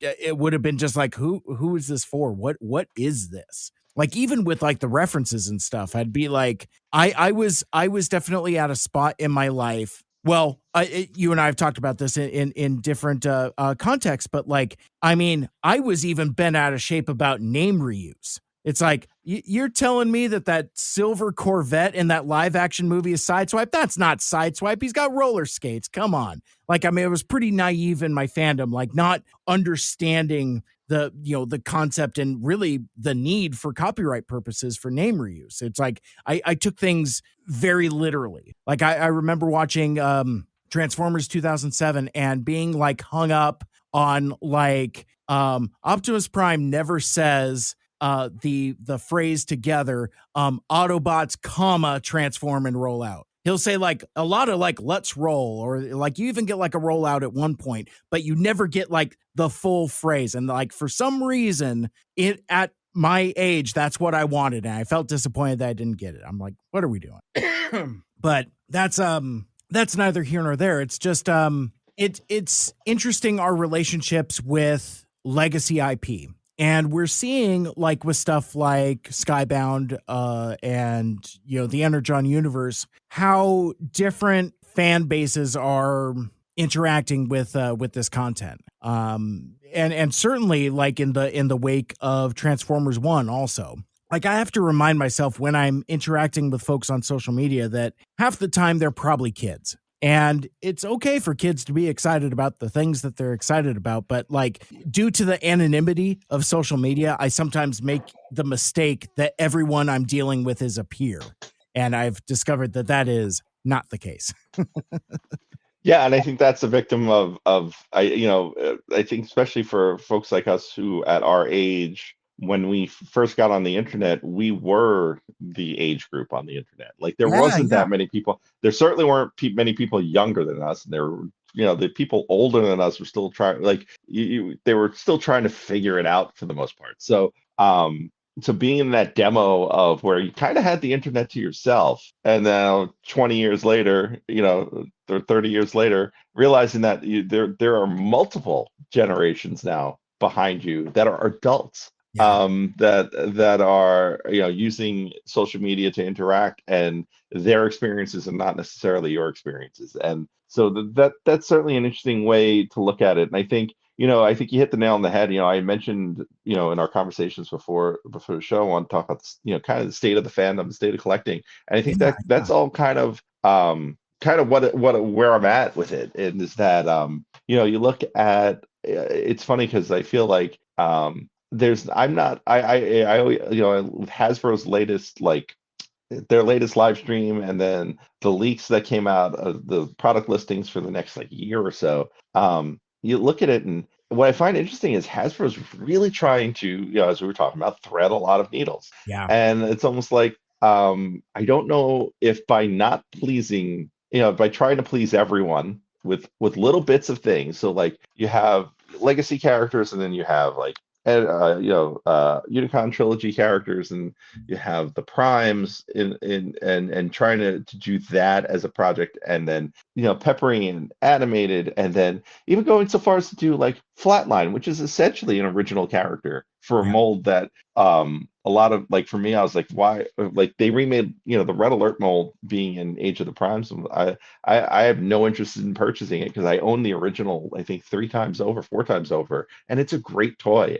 And like I can't think of finding a way to pay $35 for a lesser version of that toy. But then like, hey, make it a new character, doing a thing that we've never really gotten in a Decepticon medic. Like those are things where you're like, oh, I might buy that. Like, so Right. they've done a really good job. But I think my concern, and I think this is the thing that as I look over the brand and the toy line, especially now that I was putting out like 2008, 2009 stuff, where they were doing a movie line, they were doing a G1 kind of line, but everything was very experimental. It wasn't just how do we match the cartoon? How do we reuse this mold 16 times? Like how do like how do they put, like, there are some mold, and there are some molds that are reused 5 times. I found a mold, I just put it up on my Decepticon shelf. I think it's called Jetblade. Okay. Never repainted, never recolored. Voyager class figure. Like, and it's a cool toy.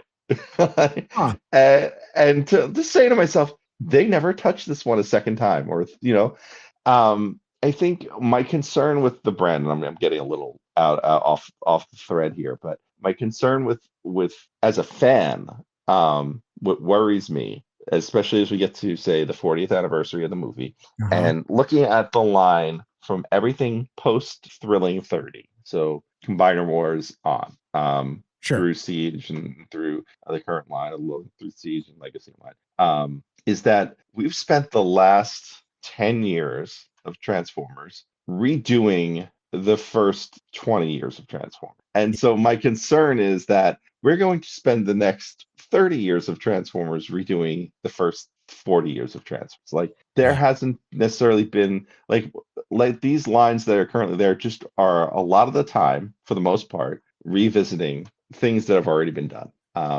And so that's my concern.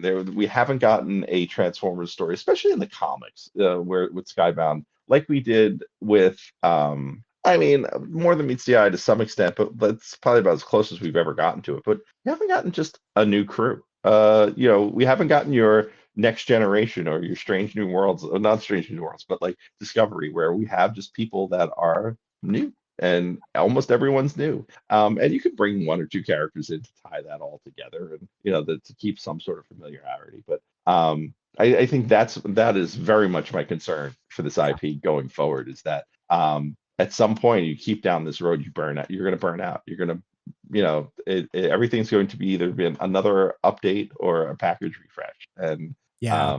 I think, and hey, maybe with the way toy prices are going, maybe that's what we need. But it is concerning to see that, at least in terms of story, in terms of things that, in terms of marketing, we got a little bit of it with Earthspark, but like we've gotten trickles of it, but never, not much any of I guess Earthspark to a bigger extent, because Bumblebee doesn't play a big part, but like an Optimus Megatron are there, like that's kind of neat, but that's also treading ground that we saw in IDW, other than the Terrans, which again great, but then Hasbro kind of pulling back on season 2 and season 3 and slashing those budgets to where it is very noticeable.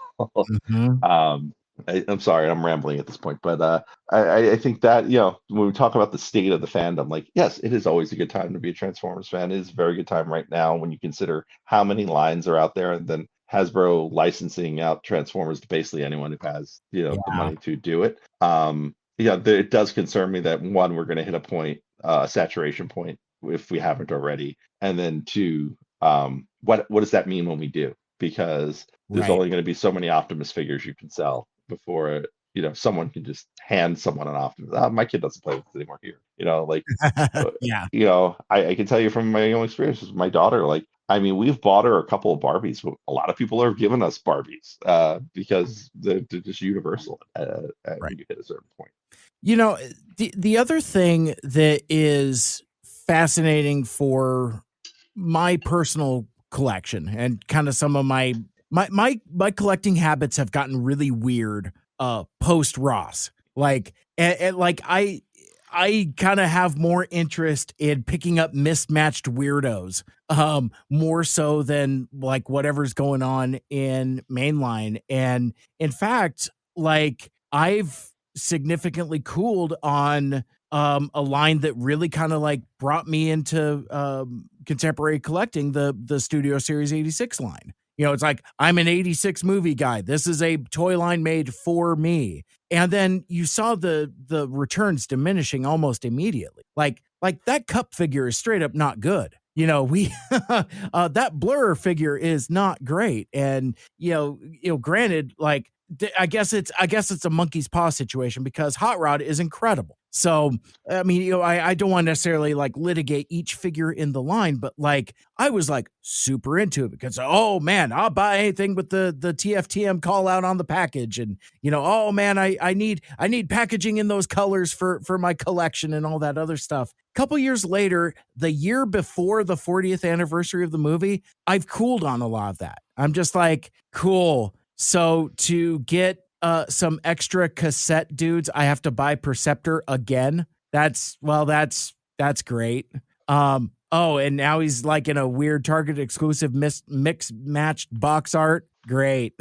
It's just like there's certain things that, like, in like the line that for my sensibilities have been like turnoffs. It's like these figures are either numbered or they aren't. It's like I think they knew they had troubles when you release two figures with the same number. I mean, like, how many people look at that and say, you know what? Yeah, Optimus Prime, Galvatron, yeah, they should have the same number. Who is also just a repaint. Though I do like the new colors on the 86 Galvatron. I just got him from Amazon not too long ago, and I looked at him. I'm like, Oh, and I put so I've got Kingdom with the messed up shoulders, and of course I've got the Behold Galvatron version. It was kind of neat to see like the array of purples, and I talked to Lucky. I'm like, what color is he? Purple. What color is he? Also purple. How about him? He's really purple. But no, he's grape flavored though. He's got all those clear plastic bits on him, and it's just like 3 shades of one purple dude.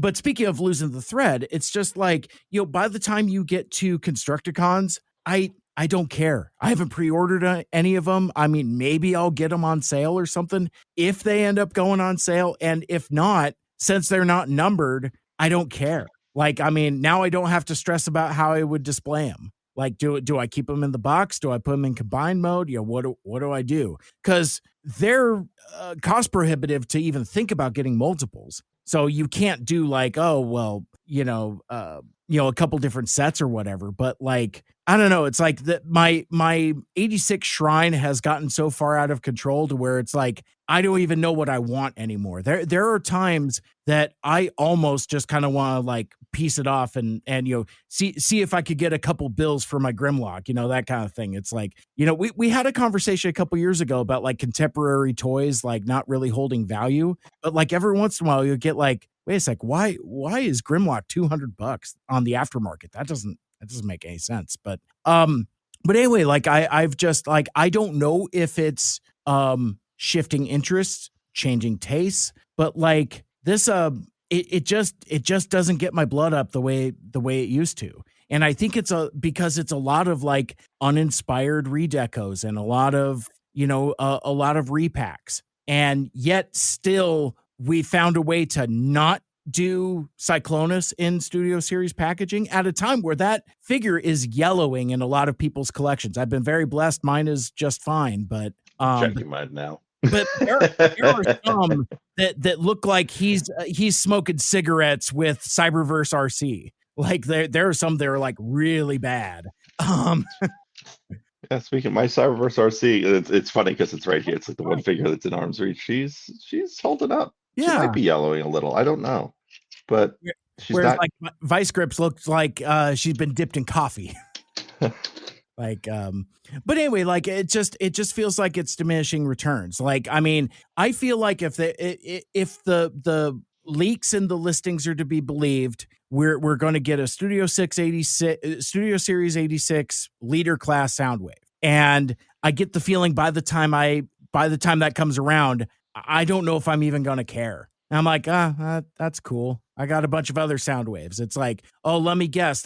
I'm guessing they're just going to, I don't know, maybe do the Springer treatment to them where they're just going to like add some parts. I've got that mold 4 other times already. I don't need it. And I think that's what's really kind of put me off, because like, I think I had this weird incorrect perception that these were going to be all new molds, like no reuses. Well, that went out the window very quickly. And then, of course, the whole Starscream's Throne legislation and all that, which I've since co-opted and I really made a thing out of it. But I remember being really hung up on that at the time. It's like, wait a sec, you're going to make this a $50 figure and give me a chair that's not even in the movie? What are we doing? It's so, yeah, I found like, I mean, I've kind of shifted more to, if I buy Transformers, they're mismatched weirdos from Ross. And kind of the same with Classified series as well. It's like I've kind of cooled on that. It's like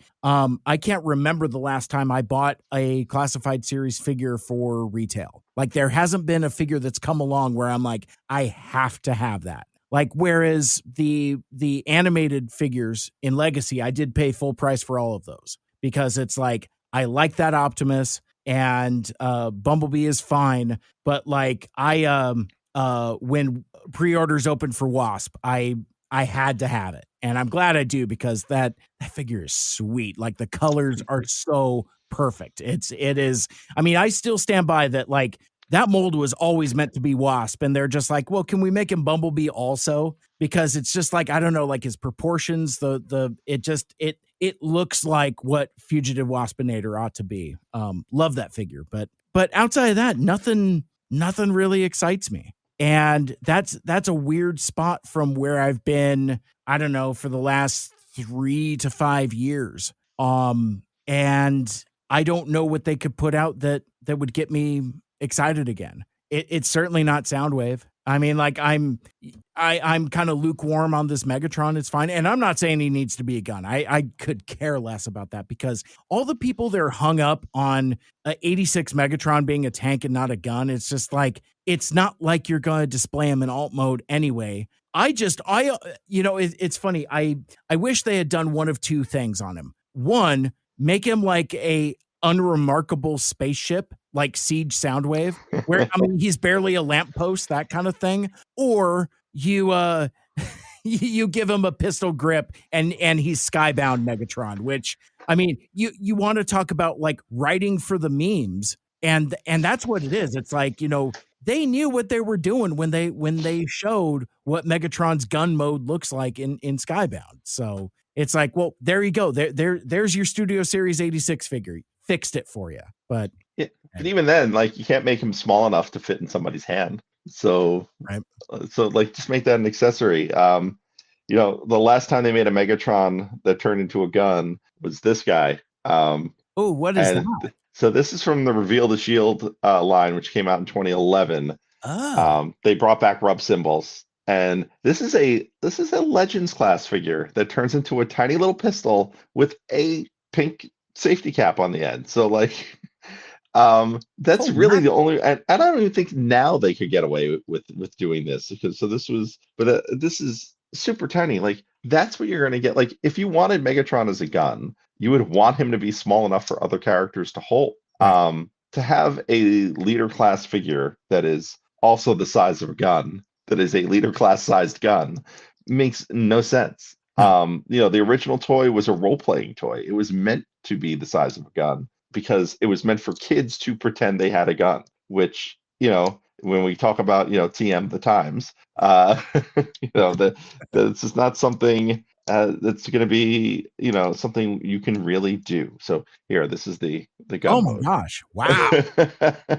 That's pretty solid, actually. That is a good likeness. Even then, what's holding a gun that is this size? Like, that is still, like, there's not I have to put this in like I don't think I put in like a Masterpiece figure's hand. It would be too big. Yeah. So, and this is, Legends class or whatever they're calling it now. Yeah, so like, it's just not something you can really do. But I'm with you. I think collector burnout's a real thing. And I think that is part, it is part Hasbro's marketing of the brand, and it is also part just where we are in terms of age. And I think Hasbro's doing a decent job in terms of trying to market down to, and I don't mean down in a pejorative way, but like market age-wise to a younger crowd, to the crowd that is currently going through their nostalgia phase. The animated kids, the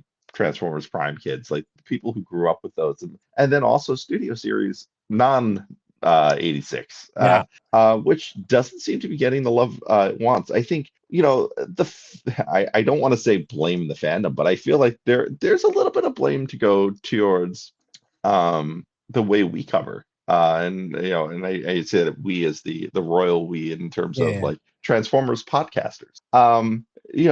Giving things like Cyberverse or Earthspark as the kids lines, like, kind of ignoring them in a way because they're not the G1 line, doesn't do the brand any favors. Certainly doesn't do us as a fandom any favors. And I hate to break it to you, they're all kids lines. And I hear friends of ours on other podcasts say that, like, oh, well, that's just a kid's line, I don't care. And I'm like, but without that, we don't get to this. And I almost, part of me misses the days where there was just one line, where the kids line was the line. And that has its pluses and minuses. I've noticed to putting stuff out there. There's some really cool experimentation. There's some really good toys. in that. And then there are times where like I was looking at Age of Extinction figures that I was gonna put out, and I was like, wow, these are really small and not terrible. And I'm like, and these weren't even like secondary line figures where like one step changers or something Yeah, where there's a gimmick to them. These were like the line, and I was like, these aren't very good. and and so like look, there's clunkers in that, and there's certainly more risk in that Hasbro or even us as a fandom, we can get stuck with a good line or a bad line. But one that's not steeped in nostalgia. I think that's kind of where I'm at. And then to kind of bring this full circle around to animated. Mhm. Animated is steeped somewhat in nostalgia, right? You have the character, you have legacy characters. You don't have necessarily new characters, or you have name slaps onto characters that are Yeah. totally not. Prowl is not Prowl, and at least not in the G1 sense. He is certainly his own characters, but at that point in the fandom, we had gotten used to that from Beast Wars. I think knowing Yeah. knowing that. But I think you talk about where were you in 2008 when animated was debuting, and for me, I remember seeing those designs and hating them. Mhm. Not openly, like not like going on the boards or but like going, I don't know if I'm gonna like this. And I think I approached it with more open mind in two instances. One, there were preview toys, and I'm trying to remember if I got one. No. My friends who were at the BotCon I was at BotCon that year, but I didn't go to the dinner. But if you went to the dinner, in your goodie bag was a deluxe figure from that Oh, line, from the nice. first wave. And courtesy of, I think Hasbro had done that for the thing. And so most people got Bumblebee because it's probably heavily packed. And I remember playing around with somebody's Bumblebee, and I was like, this is really impressive. Same reason why I sent you the Bumblebee. Yeah, It's yeah. like I can't believe they went from this to this and made it look like it does on the screen. Yeah. I think that was all very that was a bonus. That was a positive for me to then go, well, let's see what the show's about. And then finding out the show, watching the first couple episodes of the show and realizing it was actually pretty good. And I could look past the designs, and then because they're able to pull them off in physical form in a Right. 3D world. I think that is one of those things where, like, to kind of tie it all together, it's where Hasbro decided to experiment and took a big risk and won big. So that's where I'd like to see them go, and I don't know if they're Yeah. going to at this point in the game. Yeah, I think that Hasbro has become risk averse. Into the risk averse, I don't know. But yeah, because I think it's a problem that you have with other fandoms, like say like Marvel fandom or DC fandom or Star Wars fandom or whatever. It's like where the fandom has been so vocal that I would imagine that it makes the IP holders resistant to do something new and experimental and scary. Like, we've seen what Disney has been doing with Star Wars, and it's kind of like hit and miss. And it's like when you swing too far and maybe make something too inclusive or too diverse, you've got like that segment of the fandom. And I think that in our fandom and Transformers fandom, you've got an epidemic of that. It's like you've got a lot of folks who frankly look like us that say like, hey man, if it's not G1, I want no part of it. I've talked extensively, not here, but more in my context at work. We had this lengthy conversation about the recent How to Train Your Dragon live action remake reboot thing, coming immediately off of the heels of the live action Lilo and Stitch thing. And my contribution to that conversation was refracting it through the conundrum that is Transformers 1. And I brought up, I'm like, I don't think that folks are into that style of animation anymore. I think they want what is quote unquote live action. I mean, we're still even now today seeing dust ups and fights from folks in the fandom who swear up and down that they want an entire movie of the cold open of Bumblebee. Like, there are still people walking this earth who think they want that as a movie, and will say with a straight face, figuratively in an online space, that like, oh, well, because that's live action. What are you talking about? It's a cartoon. I mean, it's like, people will say with a straight face that like the Lion King remake is a live action movie. It's still computer generated. It's as much of a cartoon as the original was. It's just a different medium. It's a different style of animation. But I don't know if it's because people are young, or because they're dumb, or because like media literacy is not their first best strength, or whatever. But like, at a time where Lilo and Stitch does boffo at the box office, where How to Train Your Dragon does pretty well at the box office, and something like Transformers 1 doesn't, maybe there is something to that, what audiences want. Like, I had folks at my work who didn't go see Transformers 1 because it's an animated movie. And I'm like, well, does it really matter if it's a stylized animated movie or if it's a computer generated live action hybrid type thing? You know, what does it matter? I mean, I don't know if I'm just like on a different level of observation where I'm just like, well, yeah, but this gives me what I want, you know, the stories with the characters I want to see, that type of thing, unburdened from like the Michael Bay of it, you know, that kind of thing. But like, I don't know, it's just like, I've, under the umbrella of shifting tastes and changing interests, it was just, I think it's really stuck in my head kind of post this announcement that you probably saw over the weekend, that Paramount has said that they have no interest in a Transformers 1 sequel. And as you can imagine, in the online space, rotten with young people, the fandom is taking it well, as I'm sure you can imagine. But, it's like, wait a sec, I'm turning resentful against a movie that I really liked. This isn't right. Anyway. Well, I think, you know, that some of that is all, and we might have talked about this before. I take box office with a grain of salt, Sure. as a because it's measured in dollars, right? It's not measured in number of tickets sold.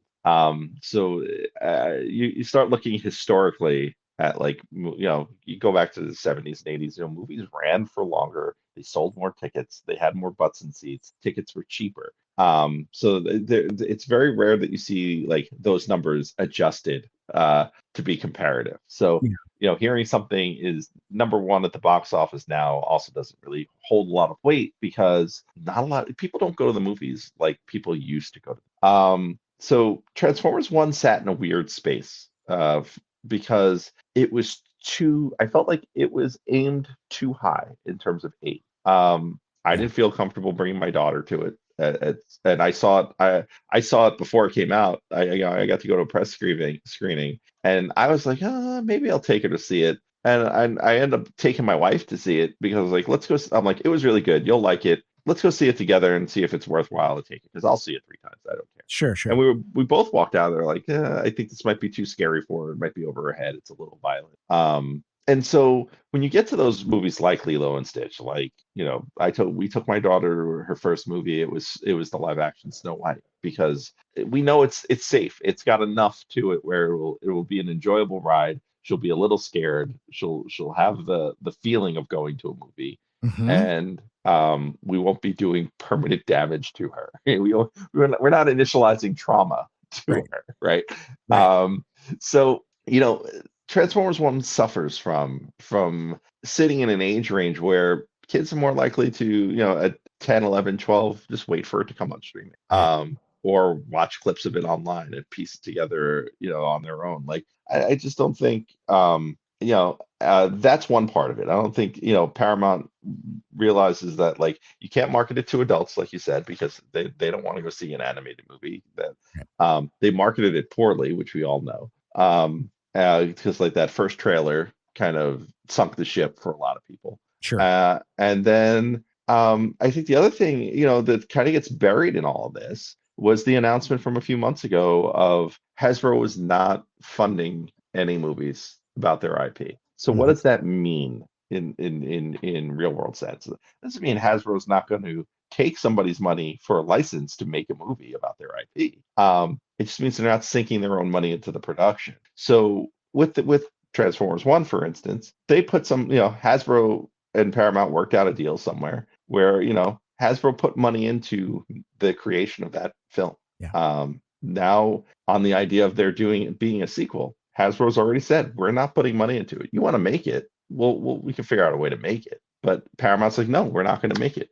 Why? Because now they've got to go secure funding for the film. However millions of dollars that is. The film companies don't just pay out their own money. They get financial backers for their film. And so it's that I think is the bigger part of this announcement. Like, yeah, of course they're not going to make one because no one's helping them make it. And so unless they feel like it is a surefire win and they're going to make money on it, which they didn't do with Transformers One, like they broke even and probably turned a slight profit. It might be doing well on Paramount Plus, which might have some later returns, but is that enough to then fund a whole other movie on their own? Probably not. Right. And then again, it's the question of aesthetics. It's like where does this sit? Whereas I think conversely, you have something like Teenage Mutant Ninja Turtles Mutant Mayhem, which was a modest hit and then spun off a relatively decent spin-off series. And I guess I thought that that's what the trajectory for Transformers One would be. Yeah, but Mutant Mayhem was much more family accessible in terms yes, of it was. Yeah, being a film. It's film. I mean, I could probably plop my daughter in front of that right now, and that I wouldn't feel uncomfortable with her watching it. Like, right. No one's getting torn in half. Yeah. Yes.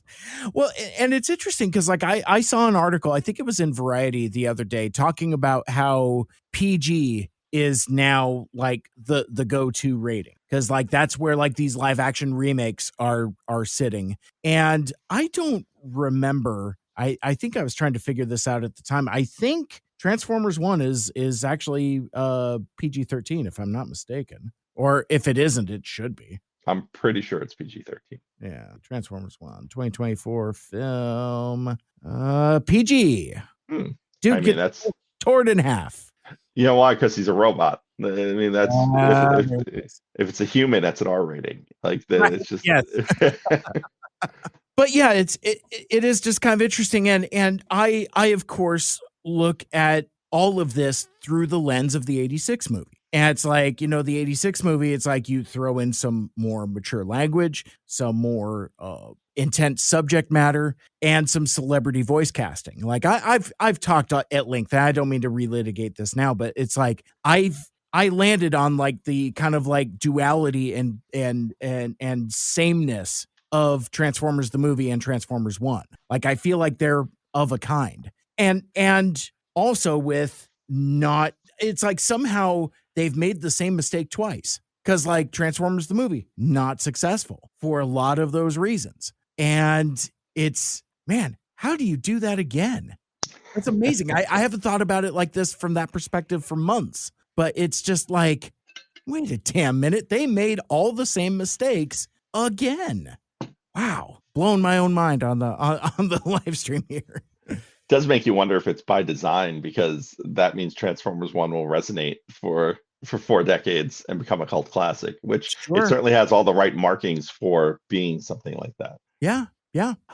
So I lost the thread there. It's like, I don't know. I don't know if I wanted to talk more one, but you want to talk about animated a little more? Sure. Yeah, I'm looking at what we were thinking about talking about, and the one thing listening to the show, listening to two mics, that really kept coming back to me, because it's funny.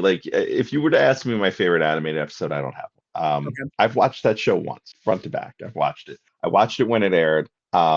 And I think there's a technology thing that I don't think you guys touched on that I think is super important, because Cartoon Network had animated all over the map in terms of when it was on, to the point where it was never on a regular time slot, if I remember. But that was also the era of the TiVo and the DVR. and when those were really becoming very commonplace. So much so that I remember like I would stockpile episodes and watch them on my DVR. And then like burn through 4 or 5 and kind of binge watch, before there was really a term for it. So like story beats and the big plot twists, those are the things that resonate with me and remind me of the thing of like, oh, they're, I mean, without spoiling for anyone who hasn't seen, but just, certain characters and where they go. Yeah. And it's funny, I've watched the show once. I've listened to 2 full podcasts that have done the entire series. Yourself and then Stasis Pod did it a few years ago. My friends host that show. So I've experienced it more through podcasts than I have visually. I know. But I think that's there's no denying how important it is for the fandom. That was a breath of fresh air into the fandom post movie. That was very different and probably very well timed, because it's parallel with Revenge of the Fallen, which wasn't very good. It was also part of the writer's strike. It suffered from a lot of issues with the filmmaking process. And the one thing, and I think it's funny, you don't get to some of the greatest stories, and that's not to take away from animated, because there are some of the best Transformers stories told in that series, but you don't get to IDW Phase 2 without animated. And for 2 reasons. One, there's a big risk there, but there's a big risk in storytelling that IDW then takes again with Phase 2. But there's also, one of the things I remember noticing at the conventions, and I think this resonates with IDW too, because of animated. I remember going to BotCon that year, and the year of season 2, let's say, because that was probably the year where it was already out for bid, and noticing a lot more, and I will say girls, but young women at the convention. It broadened the scope of who was a Transformer fan. Yeah. To a very large extent. Like I remember like, wow, there's a lot of girls here. There's a lot of women here. There's a lot of folks dressed in, there's a lot of cosplayers too. I was like, there's a lot of cosplay for animated. And then later again, had that same reaction and probably saw it happen in a bigger scale with More Than Meets the Eye, and ultimately Lost Light. So I think those are the kinds of keystone moments in the fandom where you've expanded the audience beyond people that look like you and me, beyond people that want G1 rehash, in a way that is super beneficial to the fandom, super important, because it gives you a wider depth of storytelling, a wider depth of fan.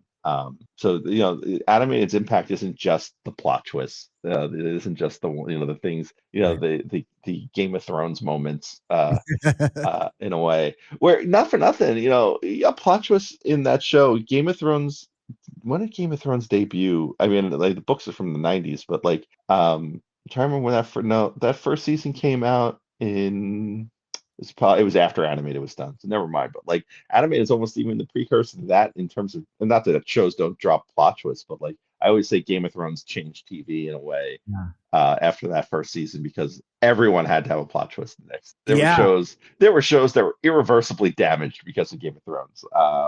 I feel Boardwalk Empire is one of those shows that was massively damaged in the second season because it's like, yep, we got to kill off a major character, because Game of Thrones did it. And so Walking Dead certainly as well. Yeah, and and then bring that back to Skybound. Talk about joyless. One of the things with The Walking Dead, I thought of it when we were talking, and it's probably just before we get too far away from it. Sure. Having read the comics, and I, there is a joylessness to that show, right? There was a joylessness to the comic until, right, because you're basically waiting around for your favorite characters to die, until you get to Negan. Yeah. And even though Negan's a villain and he's, he does terrible things, and he has a redemption arc in terms of a story, he's funny.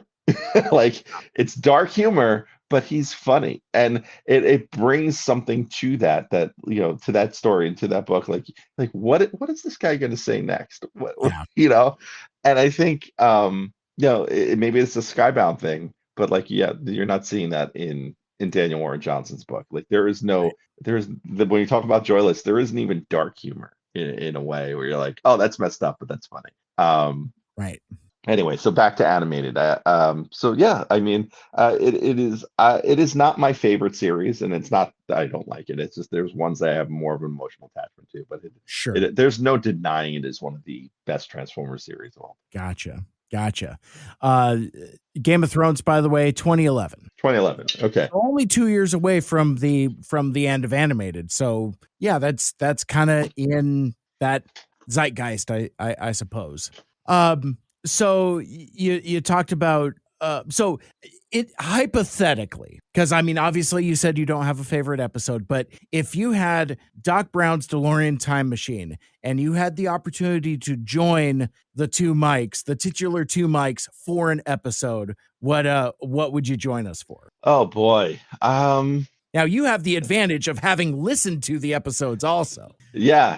The thing is, like, I have a hard time putting episode titles with like events in the show. Like, I know, Sure. I remember everything that happened, and hold on, I'm gonna look at my animated toy shelf to see if anything really inspires me. Yeah, I guess one of the ones probably with Ratchet and RC. I wouldn't be able to tell you. Sure. But I think one of the deep hurting episodes. Yeah. You got, like, I completely forgot about that, and yeah, so That Ratchet has so much trauma. I mean, it's like he is broken. This show also resonates into, it's important to think about like what this show did for Transformers Prime. Yeah. Because you don't get broken Ratchet, which is also what you get in Prime. Without animated. You don't get Bulkhead as a central character without animated. Right. So there's two really big concepts that carry over from one to the other, especially with Ratchet being broken. Because in my head, look, Ratchet in the G1 cartoon is a doctor who sounds like Papa Smurf for the most part, right? Because he is oh god, I can't remember his name, but he is the voice of Papa Smurf and Scooby Doo. But if you ever read Ratchet's G1 bio on his tech spec card, he is written to be Hawkeye from MASH. And I don't think anyone's ever characterized him like that, but there's a bit of that, like, doctor in the middle of war rebuilding people to go get killed again or go get shot up again. That animated Ratchet has that kind of harkens back to that in a way. In my brain, I'm like, I would love if we had a Transformers series where Alan Alda voiced Ratchet. Oh my gosh. But he's also almost, I think he is 90 years old at this point. So like, I would be afraid to cast him in anything that was supposed to go more than 1 or 2 seasons. I'd probably make him record everything. Yeah. Before, just pay him for 3 seasons, even if you don't do it. Yeah. We're just going to have you read the phone book, and then we'll stitch it together later. Sign off on that AI deal. Oh man. Yeah. So with that being said, we talked about certain characters, but like, do you have any standouts that resonate with you? You mentioned Ratchet a lot, but there's some cool folks that are unique to animated, I think. Yeah, I the ones that pop in my head, especially from the relay. I mean, I think before listening to two mics, it's Bulkhead.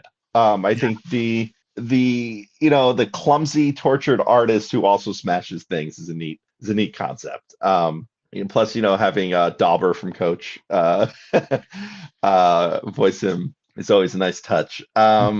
And then, the ones that stand out to me, especially having re-listened to the show, partially because I forgot how interesting their story arc is, but also because I mentally keep a list of like characters that really deserve toys that we never got. And the Constructicons, and I mean, when I say toys, I mean official toys, not third party, but like, they are right up there with like, when I think of like the most important characters that have never gotten toys, it's like they're up there, with like Big Red and like Botanica as characters that really deserve toys, and then Big Red probably doesn't. It's just the goofy splash page, but but that's more of a cult thing. But like the animated Constructicons, like it shocks me even now that they haven't found a way to sneak them into one of the lines, because for Hasbro, it's like those would sell. Those would be part of legacy, and then it would allow them to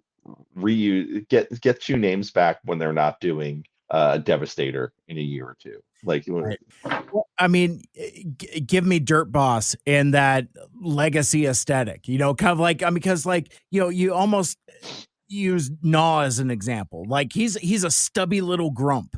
I love that Sharkticon Gnaw, the 86 version. But yeah, you run him on kind of like that platform as just like a thick stubby grump. And I think that would be fun as hell. Yeah, I mean, again, talk about toys we never got, but yeah, that would be certainly neat. And as we litigated a lot in the podcast proper, like I was not expecting some of these weird takes and some of these weird characters, because there's weird characters.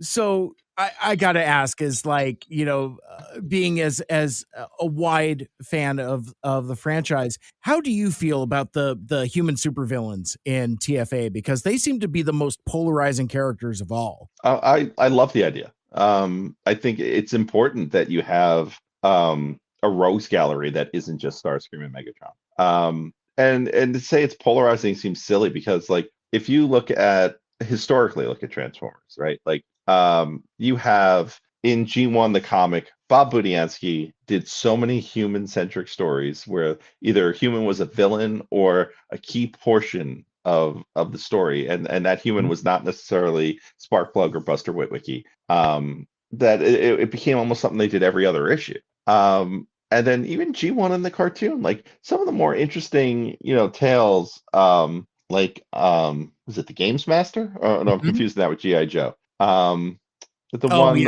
the hunter who was hunting Optimus Prime. Yeah, it's like Prime Target or some such like Prime that. Target, yeah. Like that, or even some of the the weird season 2 like traveling through space stories of the different alien races. Like there's plenty of story in Transformers where humans or some sort of alien who are humanoid are a massive part of the story and are the villain. So doing things like the Angry Archer, or I forget his name, the rich kid, the rich guy, Headmaster, Henry yeah, Master. Headmaster, yeah, or a Headmaster, and yeah, I think all of that with the human characters, like, yeah, give me more of that. Give me a reason. Give me someone, as long as they're a formidable opponent. Like, because what they're going to lack in size, they need to make up for in other ways, either in resources, whatever it is, as long as it's believable to some extent, in the world of transforming robots, in supergalactic space adventures, like, as long as it's plausible within world, yeah, I don't see a problem at all. Yeah, and and it's always good to have scale. If everybody is a giant robot, nobody is a giant robot. It's like you lose that.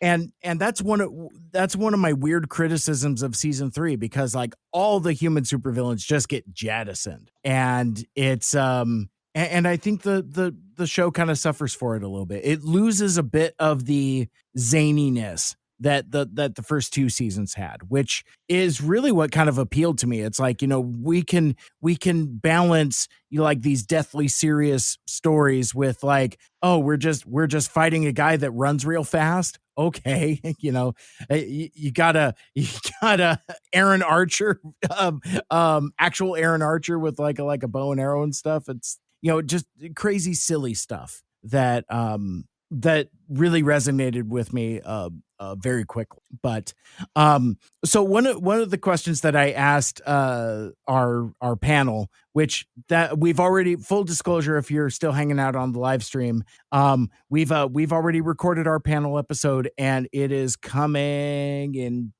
2 weeks, I think. So yeah, not this Friday, but the Friday after. But one of the things that we kind of talked about a little bit, this was an opportunity to roast Mike Seibert a little bit. The way I formatted it in the invite was like, what's your favorite bad take from the 2 Mikes? For example, Mike Seibert has some crazy theories early in the show. So having having listened to, I'm really suddenly very fascinated because I haven't listened to Stasis Pod's coverage of TFA, and now I really, really want to. I think that would be really, I think that would be a really fun experience now that I've taken the journey to get a different perspective. But having watched the show once and listening to another podcast and knowing me, were there any particular moments that stuck out to you as a super fan of like, buddy, what the hell? I'm trying to think. I think the one that took me off guard early on, and maybe because I just don't remember the early episodes, was that your initial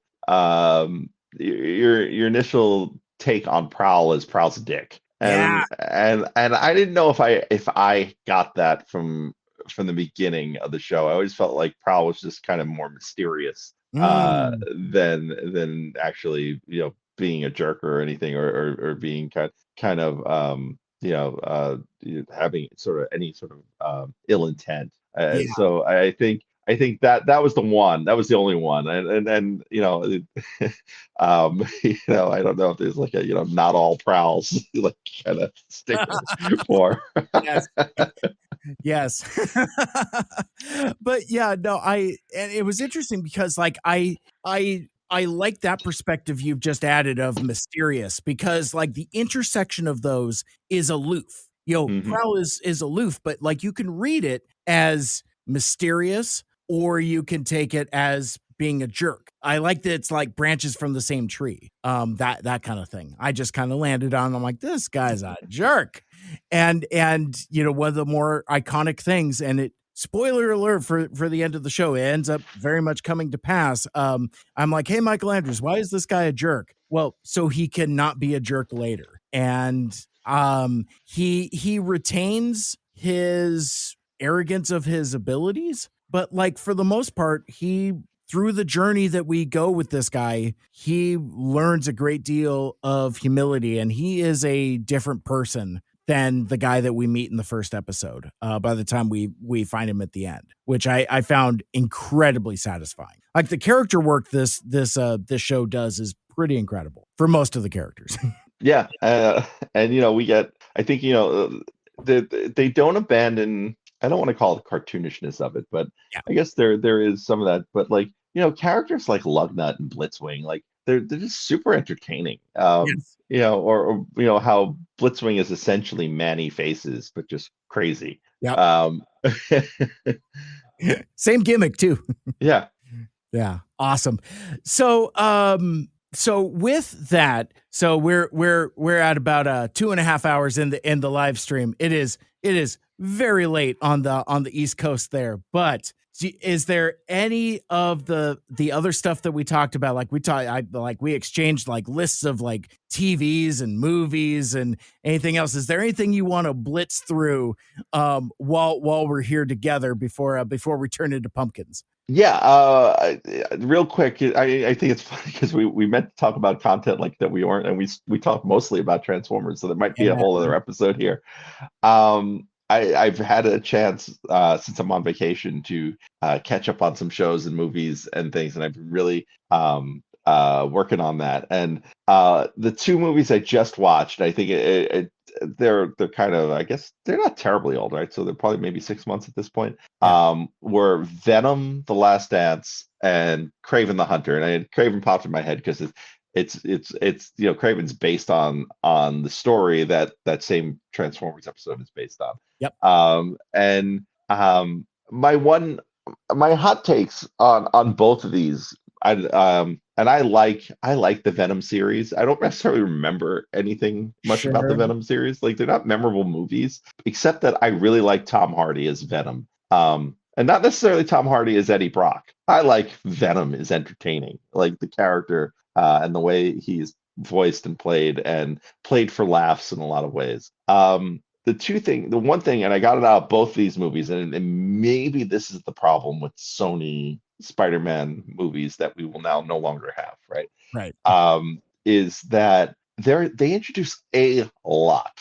Both Venom and Venom just felt like it was really hastily slapped together. but even Craven to an extent, there was a lot of going from place to place and doing things that happened really quickly. Mm-hmm. That it felt like both movies would have been better served if they were 9-episode TV series or 10-episode TV series. In that they could have slow dripped a lot of that and still had a lot of the big moments and a lot of the key points, but given them the structure and the foundation to actually make them interesting and make me care. And I just want to point out, there was one line in Craven that I literally had. I can't tell you the last time I did this, but I ran it back because I was like, that line's terrible and it makes no sense. Yes. And it was Calypso saying she didn't have any more of that potion.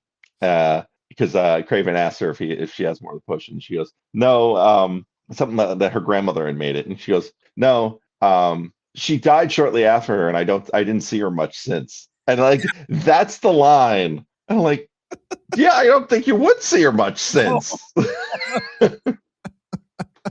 I'm like, I think you should have said those the other way around. Yes. Take another pass, please. Goodness, goodness gracious. Oh man, that, and I'm bummed that Night Court ended on a cliffhanger and it's not getting.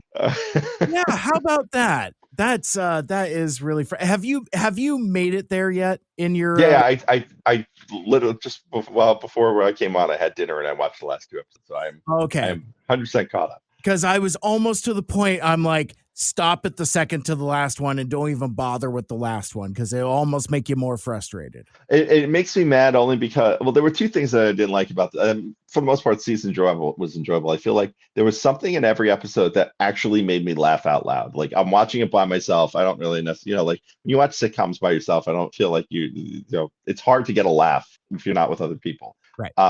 There was something in almost every episode there. I literally laughed out loud. Like the guy who was in love with a plant, and then his family was there, and it was just 2 like other big plants. That got me every time. Every time I laughed at it. It's so dumb, but it just made me laugh. But there was what bothered me about that last episode was like, okay, they're going to get engaged. We can wrap up this show, and this is how the season will end, and the show will be wrapped, and we get the happy ending. And for them to end on the cliffhanger, like, that took guts that I don't necessarily think they really had any right doing. Right. Like, they barely got a 3rd season, and you're going to gamble on a 4th season? Are you nuts? Yeah. That bothered me, and I think, and maybe I missed it, unless it was in the first episode, because I watched that right around the time it aired, and I binged all the rest this week. They didn't do anything for Richard Mall, which I thought, they didn't like mention Bull. There was nothing. You know, like Marky Post, you know, Christine got a mention in passing in an episode in season 1, a little more than a mention because her sister shows up, right? Right. Yeah. It kind of becomes an integral to that part and is a springboard for Dan Fielding to resolve some of those feelings as well. It was a really nice episode. I actually really, really liked that one. Yeah. And it was a nice touch. And then, you know, and they've touched on Harry throughout. But they didn't do anything for, you know, they didn't do anything for Charles Robinson at any point in the series too. So like, it's kind of not that they necessarily need to, but like, not in terms of character, but not even like a mention, not even a name mention. You know, Bull had the weirdest ending to his story in the original show. I don't know if you remember. He goes into space with aliens. Like there are 2 guys who are aliens who are, you know, on, you know, part of the wackiness of the show, and they take him with them at the very end. That's the end of his story. It's stupid and it's silly, but like no acknowledgement of it. And especially when you bring Roz back 3 or 4 times in the show. Yeah. Which was great. It's cool to see her in the uniform. Yeah. You know, like I'm glad they worked that in, but like, yeah, do something. Do something for those guys, because you know, I feel like if you're going to reboot a show and you lose folks along the way from the original, like it's just a good opportunity to tie it all together. Absolutely. So what you had recently just come off of a Paramount Plus subscription, and you watched yourself some Star Trek. And yes, it did. I kind of wanted to touch on this because like I really enjoyed Strange New Worlds. and it really kind of resonated with me in a big bad way.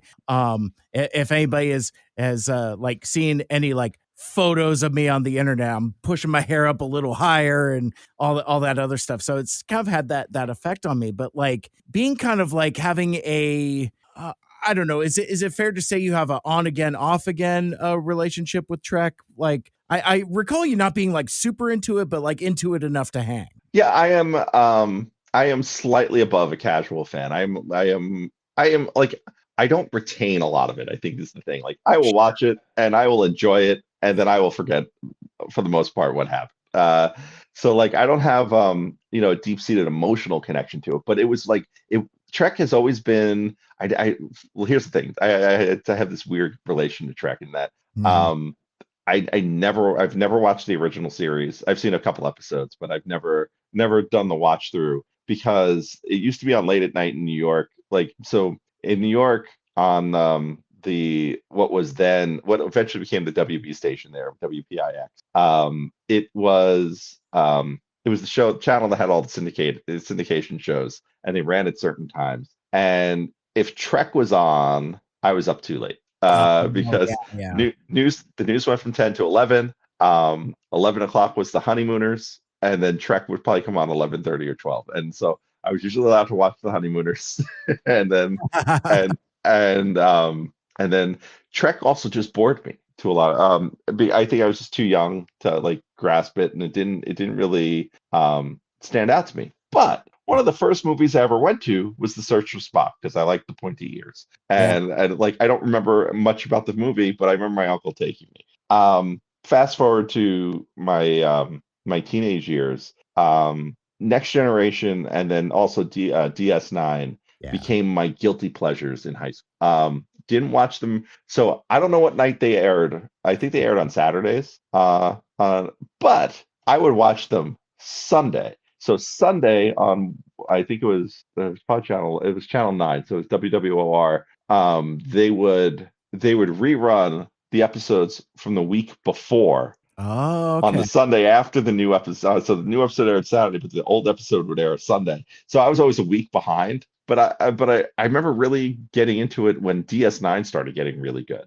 And so like they would run them an hour back, they run them 2 hours back to back. So that's when I got into that. And then, so like again, I think like, but then after that, I didn't watch any Trek. I didn't watch like any of the other series like Enterprise or what's the other one? Voyager, yeah, like none of those really appealed to me. I never really got on with them. Would catch the movies every so often. I think I've seen a couple of the Next Generation movies, but yeah. And then when I had Paramount Plus the first time around, I was like, I'm going to check out Discovery, and I really got into Discovery. And then they had 4 seasons. That was when season 4 was already up. So I made it through that, and then when I just rejoined this December, I was like, all right, first thing I'm doing is going into season 5 of Discovery. So I blew through that, and you had told me about Strange New Worlds, so I did that, and so I got I got a lot of good Trek in doing those. I think Trek Strange New Worlds didn't really like, it was okay the first season.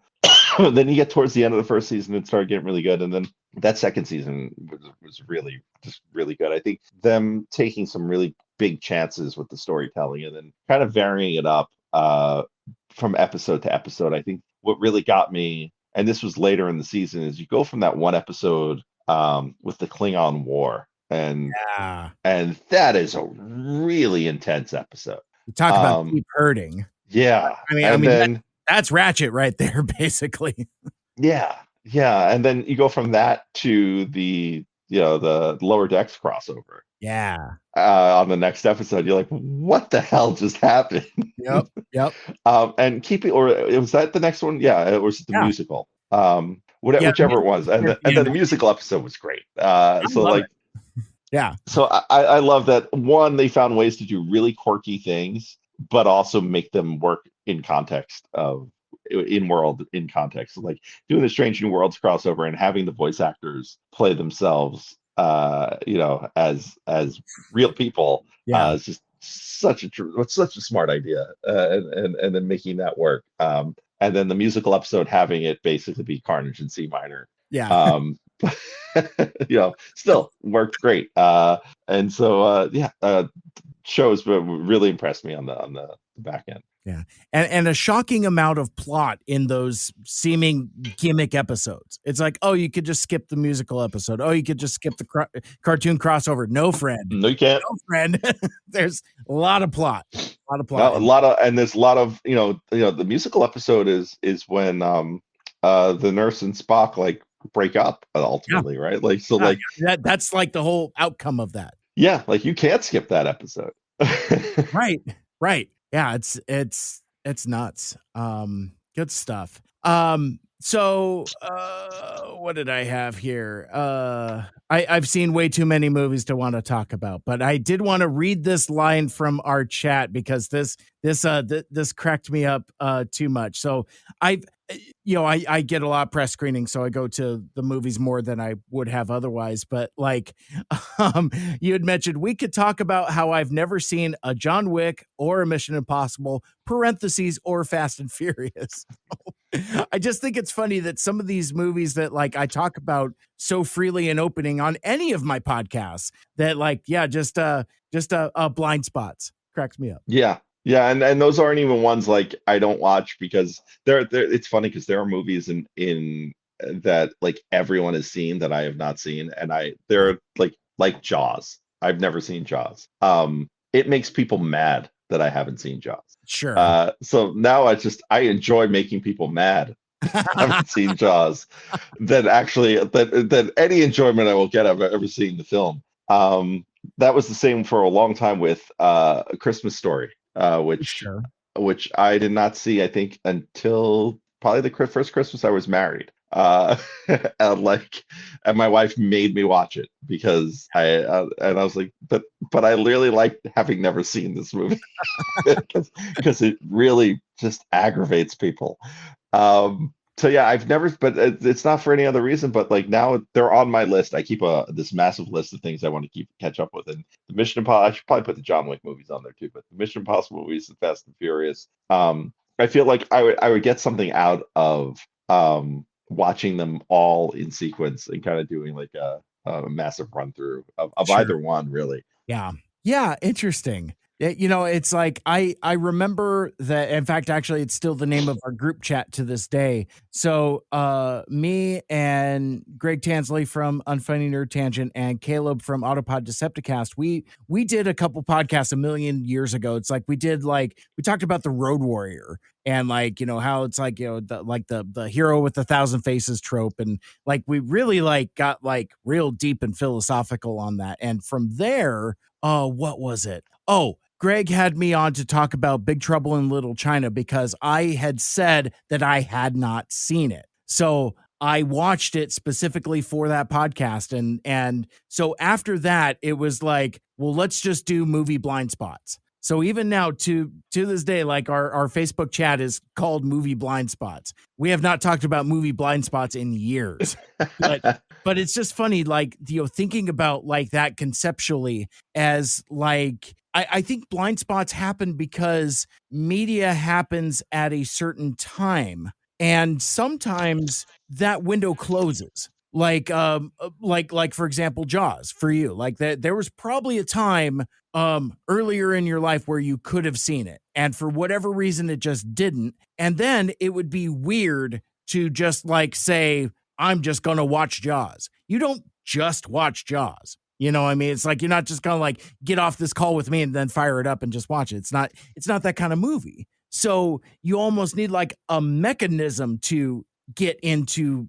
some of those things. Like, so like with me, like with Big Trouble in Little China, just for whatever reason, I'd missed it on TV whenever it was on. And obviously I didn't see it in the theater or whatever. And just for whatever reason, it just slid into that blind spot and it stayed there until I had a reason to go see it. So like, I've always kind of looked at that when like, so I'm the inverse of the folks you're talking about. Like, I don't get mad at people for missing stuff anymore because now I have a better understanding for how and why people miss stuff. Like, again, me with good old Transformers Animated, it'd be like, well, I just, it just slid into the blind spot. I didn't think it was for me at the time. And I had no reason to go back until I was given one. So I have no idea where I'm going with that, but that's just a random observation about blind spots, I guess. Well, actually, that brings me to a question I wanted to ask you. I mean, I know you guys haven't announced what you're doing after the show, but what for you then? Like, knowing you went into the podcast knowing animated was your blind spot, one of your blind spots.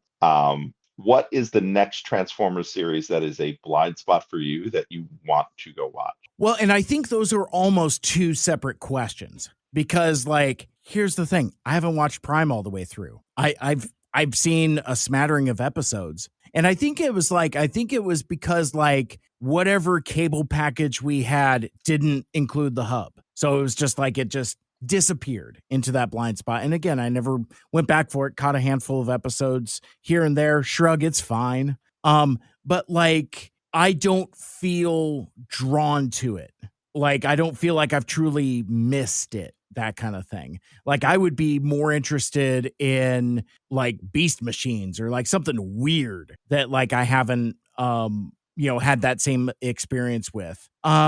Yeah, I don't know because like, I don't remember if it made it into any of the episodes, but Michael Andrews was really straight with me. He was just like, no, I think animated is kind of it for you for what this project is because of the reliance on both G1 sensibilities, but then also doing something like new and weird. And it has a strange 86 movie flavoring to it that not a lot of other stuff has. So I don't know. I would have to think about that. I would almost want to turn it the other direction. Like, for example, I would almost rather do something that's maybe in his blind spot instead of mine, to flip it the other way. Like I've soft pitched G.I. Joe Renegades, for example, because that's got a strong Marty Eisenberg connection. And I don't know if this is too spicy or provocative to say, but I would say that Renegades is kind of the Transformers animated of G.I. Joe shows, just in terms of like how inverted some of the tropes are and how you have different takes on characters. I don't think it swings as hard. I don't think it's as risky because like animated Transformers anime is just downright dangerous in like how they just break stuff. Whereas like even in its violently different concept, there's still a safety to G.I. Joe Renegades a little bit. It's not as off the wall as say Transformers animated, but yeah, I don't know. I would have to give that some thought. I can tell you as a tease for both you, my friend, and the folks still watching deep into the stream. While we are done with animated, it would seem the animated is not quite done with us yet. Nice. And I gotta leave it there because like I feel like a sniper scope from Michael Andrews from Minnesota. He's just like, careful, buddy. He's like lurking in the chat. He's just like, careful.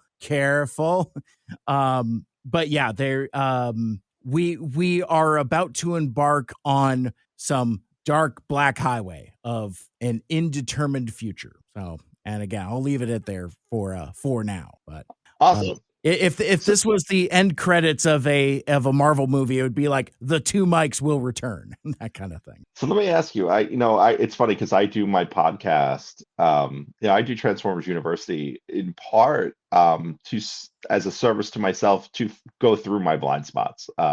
So that part of the reason why it's taking me so long right now to go through the Japanese G1 series is that I've never seen them. So there's no shorthand for me. It's not like I've seen that like where I can sit down with a G1 episode and do my research for the podcast. I'm like, well, I've seen it a million times. I can watch it and half pay attention and know all the beats and the plot points and why it's important. So like when I went through Headmasters, it was my first time. When I went through now going through Master Force, it is my first time. A lot of Marvel UK comics, my first time. Let's just sticking to just television media. Sure. What are your blind spots post G1? Oh man. Oh, this is going to get really spicy. My subscriptions are just going to like So Beast Wars? Just go yes or no, lightning round. Beast Wars. Okay, here we go. No. No, you've seen Beast Wars. I have. Okay, hang on. What's the yes no question? Have I seen it, or is it a blind? What would you consider a blind spot? I guess is knowing what happens or having seen it. And those are two different things. Yeah. Okay, so I haven't seen Beast Wars all the way through. Okay, I've so never seen it end to end. And in fact, maybe I'll save you some mileage on the lightning round. I would have to, what have I seen end to end? I mean, the Netflix series. Yeah, I was gonna say Netflix. That's probably the only thing between animated and now that I've seen end to end. So I have seen Netflix end to end, but like I'm trying to see if I can find a list of series to. I can do it off the top of my head. Okay, all right. So all right, so let's go Japanese Japan first. So Headmasters. No. Master Force. No. Victory. Not even. Zone is one episode, so we're not going to count Zone. Yeah. Also no. Master Force. Beast Wars, we already said no. Right. Beast Machines is a no, right? Robots in Disguise 2001. You know what? I think I have seen that. Okay. And I skipped the Japan. I'm going to assume Beast Wars Neo, Beast Wars Second. You haven't seen. I've seen some of it. I had a bootleg VHS tape when I was in my 20s. Right, me too. and it was like, ooh, this is weird. Because it's like a combination of like G2 characters and like Beast characters. And I'm like, this is friggin' weird. But anyway, no, I have not seen it all the way through. Okay. Armada. No. Energon. No way. No. I've only made I quit after 7 episodes. Energon is a hard watch. Yeah. Cybertron. Other than whatever you've done for More Than Meets the Ear. You beat me to it. I was watching with them. Like, I mean, like it's not my fault they stopped. Because like had they actually gone through the series, I would actually say yes, but now unfortunately I have to say no. Honestly, it's the best of the 3. All right, Cybertron, what does that get us to? That gets us to 05. Well, it gets us to animated because there's nothing after. Yeah, so animated, yes. Yes. Prime, no. No. Rid 2015. Never touched it. Okay, well it's a sequel series to Prime, so you probably wouldn't have done that. Cyberverse. Yes, I have seen all the way through. Yeah. Okay. It was a frustrating way to figure it out. I had like some stuff on YouTube. Apparently there was some stuff on Netflix for a while. I remember it being a frustrating experience to get through it. Okay. The Machinima series. No. PU stayed away. Okay. So Netflix, you've done BotBots. Nah. Ooh. Okay. No BotBots for me. I would say go, and then what does that take us to? Nothing. Everything else is done. Right. So and Earthspark. Never finished it. Oh, okay. For as extensive as my coverage was of season 1, in fact, actually, no, I finished season 1, and that was the problem because like I finished season 1 and got real lukewarm on it. Like all the Quintus Prime stuff didn't click with me. I'm just like, I don't like this anymore. And then the returns started to diminish very quickly. Like I love 2/3 of season 1 of Earthspark. And I got through season 1, but I've never seen season 2 or season 3 and never went back to it. All right. So I went back to it after when I did this Paramount Plus subscription and yes. Well, at least you won't be disappointed. Yeah. Season 2, just to give my rough non-spoilery take, like Please. I've never seen a Transformers series go from a good season in season 1 to a bad season in season 2. No. Almost every show has improved from 1 to 2. Yeah. You could make the argument G1 is worse season 2 than it is season 1, but it's such a big season that like there's just too many episodes, just clunkers in there. But like any show that's had more than one season has gotten better from season 1 to 2. Yeah. Earthspark did not. It got better from season 2 to season 3, but by then the damage was already done. And so it's interesting because there's certainly all the things that made season 1 really, not all the things made season 1 really good, but a lot of the things that made season really good are not there. Yeah. And so and they explore the Quintus stuff a little bit. There's some other lore that they explore, but what really made season 1 was the action sequences, and yeah, those are not quite the same. Oh, In that's seasons 2 and disappointing. 3. Yeah, because they were really like top tier action sequences that we got in the first one too. I was going to recommend Cyberverse because I feel like that is a good series that has a similar kind of G1 tone to it Yeah. that all that animated had. As long as you get past the first 6 episodes, which are boring as all hell. Which was really hard. I almost noped out. Yeah. Once you get to Velocitron, the Velocitron episode, the show picks up. And I would say, if you have Netflix, give Bots a try.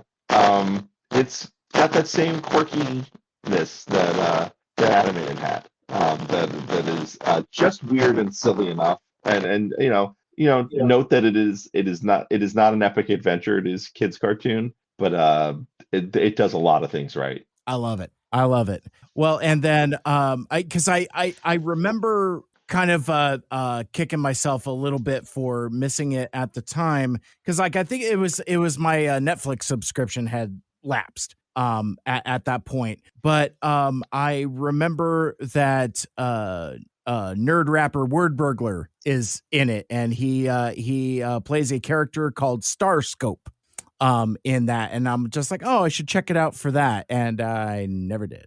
He's in episode 8 apparently, which might be the last episode. Okay. The episode number is weird because they're 8-minute episodes, so I feel like they go two at a time. Gotcha. So yeah, so 8 might be 16 or 8 might be actual 8. Copy that. Okay, gotcha. So yeah, maybe I'll give that a shot. We'll see. I think we did it. Yes. I think we got there. We just crossed 3 hours. So which means that is what, 1:00 in the morning your way? Something like that? Oh yeah. 1:19 right now. Oh, buddy. Oh, buddy, let's get you out of here. Well, maybe we've seeded enough episode ideas to come back to movies and TV shows and things like that. I at a show other than this one, I'll lament the vast quantity of Taylor Sheridan content that I've consumed. My wife likes it, so I now must like it. But I'll also tell you how Lioness is actually like a spiritual successor to the unit, and is probably like folks that want like that hardcore military G.I. Joe show. That's in fact, I have no fewer than 3 different classified figures that look like characters from that show. I'm like, look, they have this character. It's got a giant sniper rifle and everything. It's like that's basically the Marine sniper is the 60th anniversary version is like the lead character from Lioness. And I'm like, here she is. I already got her. But anyway, we could do that a different time. Before we part ways for now, I know you got some files in Lockdown. I think Lockdown has kidnapped episodes of Transformers University. But while we're here, anything you want to plug and promote? Sure. Transformers University episode 156 has been recorded. I just need to edit it and need to get access to a computer I can edit it on, which will probably be Monday at some point, or middle of next week. So Sure. There will be an episode dropping soon of that. Other than that, nothing really new to promote. The website is still there, TFU.info, and if you want to hang with me on, I don't really do a lot of social media anymore. It's actually been kind of nice. But I am on Blue Sky, TFU.info, all one word, bsky.social. I always get this screwed up because there's bsky.app and there's bsky.social. Yeah, it's bsky.social. Yeah. And so, yeah, and that's where I am. And then, I was thinking, I was like, the next week we could probably revisit this in about a month if we decide to do a Big Brother preview or first episode debrief. We should do that before that consumes our existence. I'm not looking forward to 90-minute episodes. That's going to be a problem. It was 90 minutes last year, though. Was it? Yeah. Like consistently? Since COVID. No, not COVID. Since the writer strike, Big Brother and Amazing Race have been 90-minute episodes. Yeah, whereas I feel like Amazing Race has really benefited from those expanded episodes in a way that, say, like Survivor just feels padded. And Big some Brother of too. those Big Brother episodes get lengthy. Yeah. So while we're dabbling in Big Brother chat as we're trying to wrap up, but like I forget, do you mess around with the live feeds at all? No, because we rather just watch. Because the thing is, if I mess around with the live feeds, I'm gonna get spoiled on the next episode, and I don't want to, so I just stay away. That makes sense. A friend of mine at work gave me his little life hack type of thing, and it does involve spoilers, but like anytime there's sometimes you get some juicy stuff if you hit the live feeds right after a live show. Like if there's like a veto or an eviction or something like that, if you hit the live feeds like right after that, you usually get some stuff that's cooking. My problem is I've always dipped in like when it's just people playing pool or hanging out by the pool doing nothing, or like you have like that gang of folks that sit in the corner outside smoking cigarettes. I'm like, there's nothing here for me. So, but that was a little tip that my dude gave me. He's like, oh yeah, no, just after like a live episode that's particularly good. Like he'll watch like the endurance comps. Like, it's like, the live show will end and he'll just watch people feeding eggs through the net, or like people on the wall or whatever. And I'm just like, nah, I need that snappy editing. I need that curation station for it to honestly, the editors on that show are what make that show a lot of the time. There are times where I'm just like, these editors are great, between like just sound effects and things that you're like, there's no way that sound is there. Or where the editors make fun of the contestants by putting in sound effects or doing things like that. Yeah. It's worthwhile to have the editors look it over. Absolutely. Well, my friend, anything else before we sign off? No, this has been great. I had a feeling we were going to go 3 hours, so no big deal here. Well, and it's funny because now my sensibilities have been ruined by like these 4+ hour 2 mics episodes. Like once I realized that big podcast will let me post up long episodes, I had this weird misplaced perception that because of like file storage things and like streaming capability, like Apple won't let you put up a 4-hour episode, or Spotify won't let you put up a 4-hour episode. I put up Endgame Part 1 and Part 2, 4 hours and 4.5 hours, and they stream just fine. It's the damnedest thing. So now it's something I have to be very cautious and judicious with. I'm going to test the audience's endurance, because people make the mistake of saying like, oh, I love long episodes. I drive to the other side of the state. I've got a long commute. Bring it on. I'm like, you don't know what Pandora's box you are opening, my friend. Brevity is not my first best strength. I was just about to ask if you told him that. It's well documented at this point. I think folks just engage with my content. They just buy the ticket and take the ride. I think you need that under your logo, in the same font. Brevity is not my first best. Oh my gosh, I love that. Yeah, I need to reach out to Andy and get him to commission the lettering for that. I think that would be a great idea. But thanks so much for hanging out with me tonight. This is great, and it's been way too long, and we got to do it again real soon. Absolutely. All right. Well, and then for Mike Seibert Radio and Anthony Bricali, TFU.info, check him out on all of the things. Till next time, till all at one, make good choices. Bye. See ya. All right. And now we end the stream. Mike Seibert Radio is recorded in Seattle, Washington. Our original theme song is written and performed by Lucia Fasano. Get her music on all streaming platforms like Spotify and Apple Music, and check out her Instagram at Lucia_Fasano. Our closing theme is A Nice Place to Visit by These Young Fools, used with permission from Michael Geissler. Check out Michael's website, bytourmusic.com, for more music like it. Special thanks to Andy Lita for our logos and graphic design. He is at GoGo Andy Robo. Become a Mike Cybertronian and join the MSRP Friends and Fans Facebook group. And you can follow me on social media at Mike Seibert Radio on Twitter, Facebook, Instagram, and Blue Sky. And check out my YouTube channel for even more videos and subscribe so you never miss a show and don't miss Two Mikes, Two Furious animated Transformers. Want to be a guest on the show? Send me an email, MikeSeibertRadio@gmail.com.